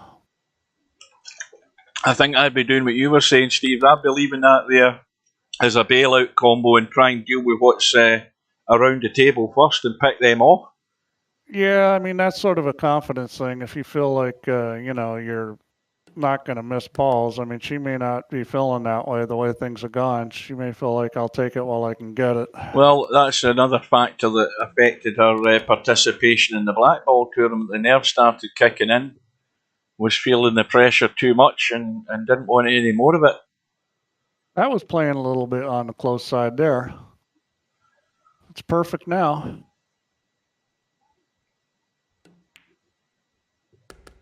Well, this is the same old story for this match. I mean, it's looking very likely that Sylvia's going to get in front again.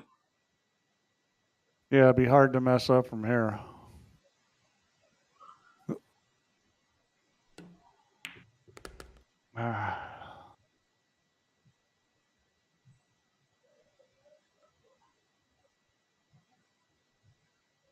Right, how does that look from Sylvia's end? I just got to stun draw it just a touch. That'll do it. So it is yet another rack for Sylvia. Bankster back to square one again, trailing by 1. Oh, 10 balls going in. If Sylvia can win this rack, she's really got control of this match, because I think Bankster's chances of winning 3 in a row are very low. This is I think this is a bonus for Sylvia. I think she can get to that 5. The 10 ball has gone. The 5 is the cribbage. And she's got the 7, the 8 sitting wide open. She's got the 9 and the 6 wide open. The 6, yeah. She's got the what's that down here in the corner? What ball's that? Is that the 12? You've got the 12 and the 3. This is Christmas come early. This rack. Yep. This is the crucial one to get her to the hill. Well, let's see if she can, play this rack well, because she's looked brilliant 90% of the time. It's the 10% that's killed her. Well, this is where you need to actually just take a breath and be clear in your mind where you're going. It's the same old story. You do the same thing in every game you're ever going to play in virtual pool.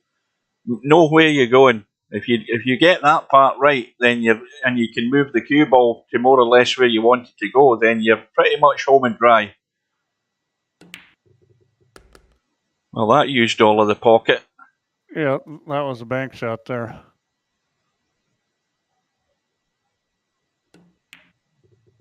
Oh, goodness me. Boy. Here we go again. Well, here we are, Bankster. He's studying the table again. Of course, all of these balls are in the kitchen, so he can't get to them. He could have, if he'd left it where it was and potted I mind you, was he going to be hampered in potting that 1 ball and dropping down onto the 14? Maybe he was. Now that 1 ball it's outside the kitchen. Well, this is the most important visit to the table for Bankster since his last most important one. Okay, now he's getting smart. He needs to move it over a little more and give himself a little angle so he can stun it across. A little more angle. Come on, move it a little more. Oh, he's coming behind it. I suppose that's not going to be bad if he's just dropping it in and staying for the 3 and then dropping onto the 12. And I would think that's what he's going to do. Yeah. Now, immediately that he's now going to be playing the 3 and 12, he's got to be looking at where he's going next. So he could be dropping the 7 in and playing the 8 into the side if he's going that way. I would be going to the 13 on the side and then the 13 and the 2. Yeah, I mean he's got all these options. So it's simpler if you make the cue ball movement small. A little stun draw here. Doesn't want to get on the wrong side of it, so.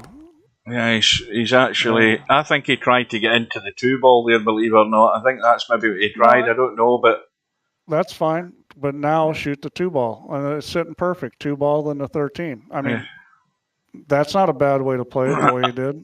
2 ball then the 13. See, this is what I don't get is why he's leaving from right there when it's sitting right there in front of him. Yeah, I mean, all you do is just jab this in, back out. Come back the way you came and you're on the 13 into the same pocket. Yep, just like that. You know, that's perfect. There's nothing wrong with it. You should never have looked at anything else. Yeah, I would play to get on this 8 ball. You don't want to try to go 7-8 because that shot's a little tricky. Exactly. You've just got to play the right shot to get there. And you could have done with a wee bit more, but that'll do it. Yeah, I mean, if anything, even an 8 into the 7 combo is good. Trying to play that 7 to the 8 is not so good. Yeah, and now, of course, he's still going to need that 4-11. And yeah, but he needs now he's doing what you said, Steve, or what he shouldn't be doing. Yeah, see, I don't get that. See, now he's leaked away. Yeah, I mean, it's just hard to get that right. I mean, will it work? Maybe. I mean, he may get out from there, but it was just so much simpler. All he had to do is hit that 8 with draw, and then he shoots the 7, and then the 4 is right there. And here we go. We're going below the 11. Well, instead we start running the cue ball all over the table, and this is what happens. Well, it's a bedhead cut from distance, and you would think that as long as the cue ball comes off this bottom rail when he cuts the 4 and back into the table, he's got to have the 11, but I don't think he's got the nerve for it. You got to play it. You got to go for it. You can't be sitting umming and ahhing looking at the 11. You've got to cut the 4 and get on with it. That's a shot. I don't think he's playing it either. I think he's either banking it or trying to stick behind the 15. Doesn't look as if he's playing it. And he's got the double kiss. And, well... And that's pretty much a sellout there. I mean, especially in VP where you can roll this ball. Yeah, I mean, it's not a gimme at this distance, but it's still a shot that Sylvia should never have had. I mean, he should have gone all out for the cut there and been brave. And he's going to get a second bite at the cherry. And, well, this is absolutely no problem now. Just a gentle roll in the 4, roll through, 11 into the side, and we're all square again.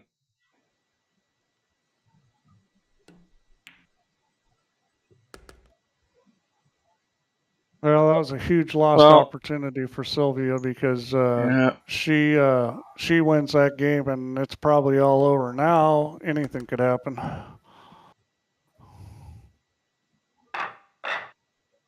Well, I mean, what would Bankster give for a couple of balls in the break here and an option? You know, when he's looking at what's left, I don't think he's going to get any joy with it. 3 balls gone. Well, he got a stinko kick on the cue ball. He did have the cue ball in the middle of the table, but it was a little too low. See where it got hit there? You need to get that cue ball up a little bit above the side pocket. Oh dear!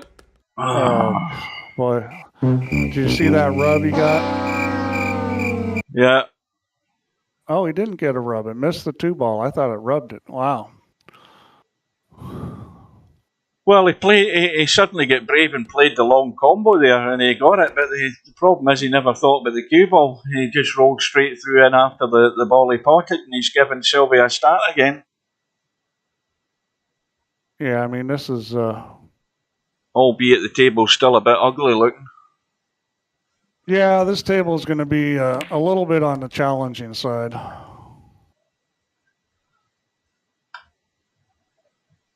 So... Now, 14, so you're going to have to... Well, can she see the 14? Yes, she can. So you need to jack up and get a good stun into that to get the cue ball into the open. Well, that is the sort of loose shot where Sylvia's not taking enough time. I'll tell you what, it looked like she hadn't even finished raising the butt of the cue when it came back, and she shot that so quick. Yeah, just need to be jacked up and stunned in and a little dig in the cue ball to just spin it up the right side and open up in the table for an easy cribbage. Well, that's what I was saying before, is when she's rolling the ball, the game seems to work well for her. When she got to hit it harder, it just seems like there's more issues, and I'm not sure what's going on there.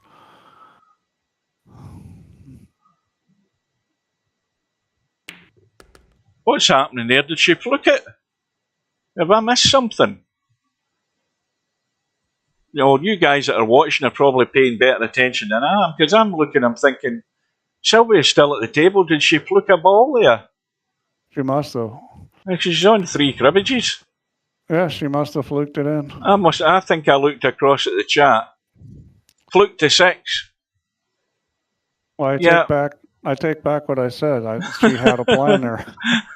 That's why I was confused. I'm looking at the score. I'm saying, why is she on 3 cribbages? And look at the 2 ball. But see, other than that one shot, the rest of this rack is brilliant. It's like crazy. Now we've got a choice of 2 cribbages here, and then suddenly, everyone's smelling up of roses. There we go. Well, you got to give her credit for taking advantage of it. Well, that's what you have to do. Again, it doesn't matter about the fluke. It's what you get from it that matters. And I think that's a couple of balls. No, there's one. No, there was. The 13's gone and the 2's gone. And the 3's wide open. And the 14 goes past the 7 and the 1's wide open up table here. The 8 and the 7 are very adjacent. That's handy. This match really has a very strong chance of being over here. I mean, this is looking good. Well, she just rolls along so good. Just got to keep those aberrations out of the process.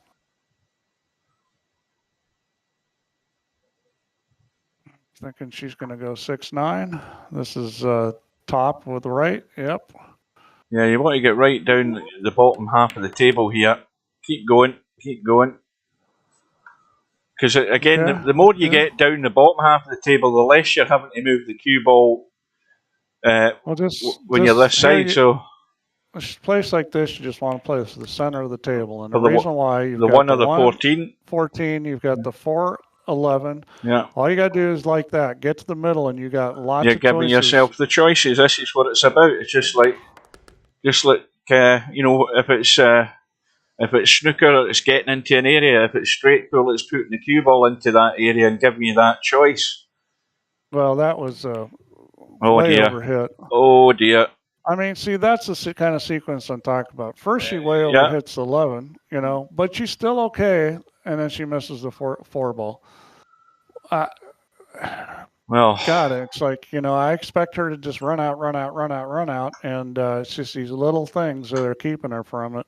Well, I think that Bankster's got this may be his last chance if he doesn't do something here. Well, I don't know that was, well, we'll see. I don't know what was to stop him playing the 1 and getting onto the 14 from where it was. He didn't really have to worry. He's now all over the table here looking at the 12-3, so this is a roll through. And he's got to roll through far enough. He wants to get on the bottom side of this if he's doing that. I don't know why he wouldn't shoot the 12 first. I would be shooting a 3. He was sat there with the cue ball. Why didn't he just take the 1 and get out into the middle of the table? He could have got into the 14. But anyway, I don't know. Maybe he's worried about hitting the 8 ball. But now he is taking the 14. And he is running into the 8 ball. All he had to do was shoot the 12 down the rail and roll forward and shoot the 3 in the side pocket. Let's put it this way. I think the 12-3 was still a better option than that. Because now he's got no shot. He's having to try and play the combo. I think that it's the 3-1. He's looking at the 8, but he needs to shoot it with the 3. Okay. I don't think the 8's going to work. I mean, you can kick at this, but I think the 3-1 is easiest shot. Well, I think the problem with the 8 is I don't think you can get enough of it to get it to hold the line to the 1. I think you're cutting it to the short rail actually. And I don't know what he's doing. Well, you can play the 3 ball off the long rail too. That's not a bad play. 3 ball off the long rail into the 1.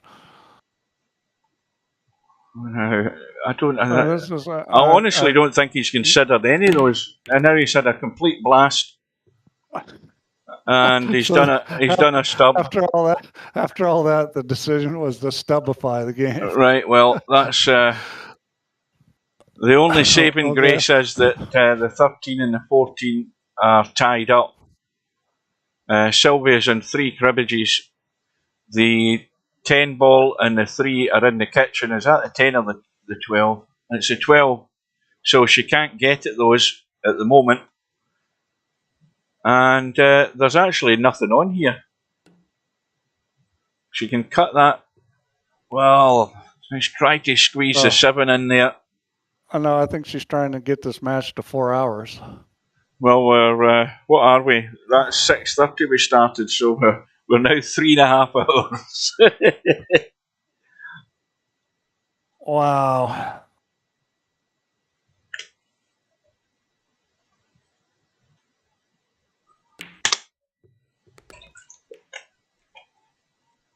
Well, I think Bankster can see enough of this.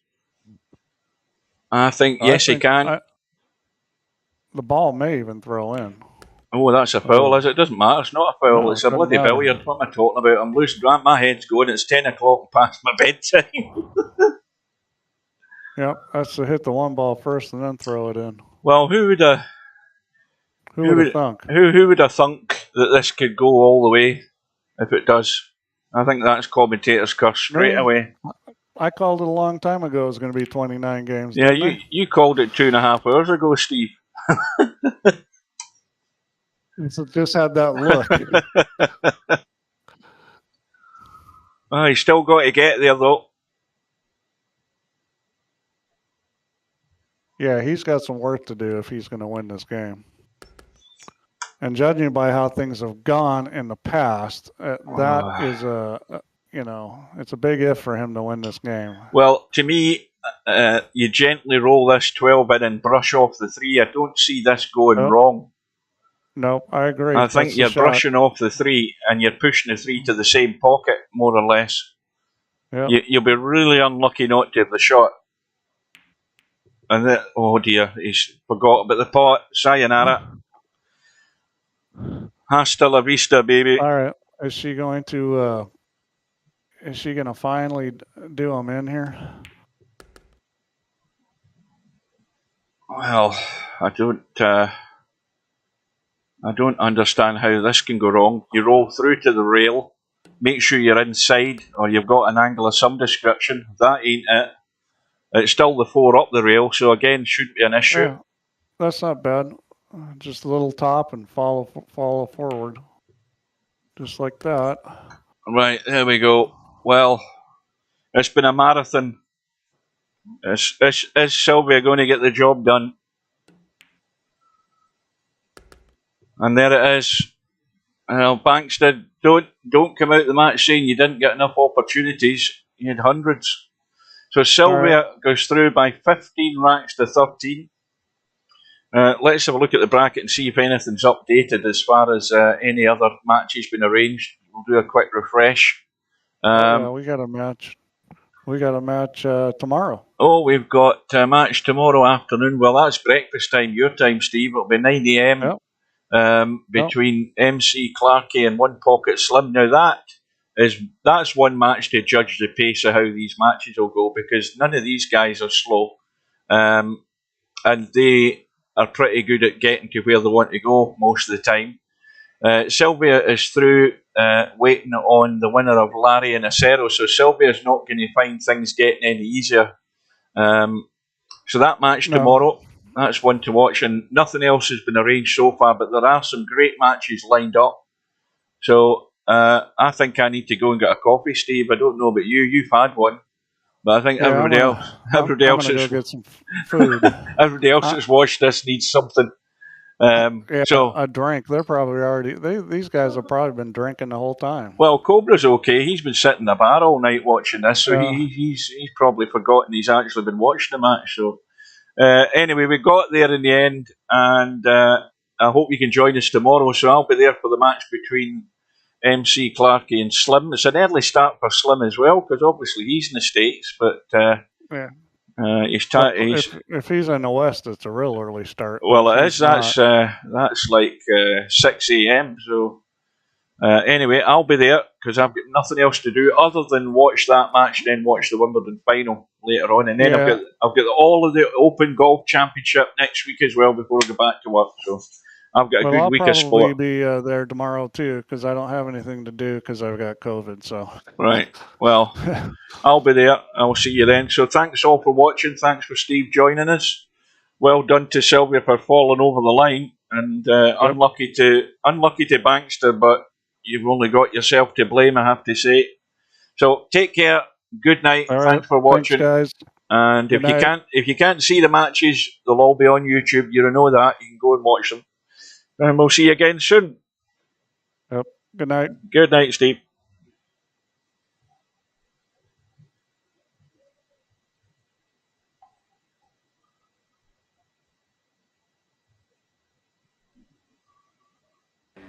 Your assignment tonight is strategic. You can't give the enemy a break. Send them to hell. No bar, no pinball machines, no bowling alleys, just pool. Nothing else. No. Your assignment tonight is strategic.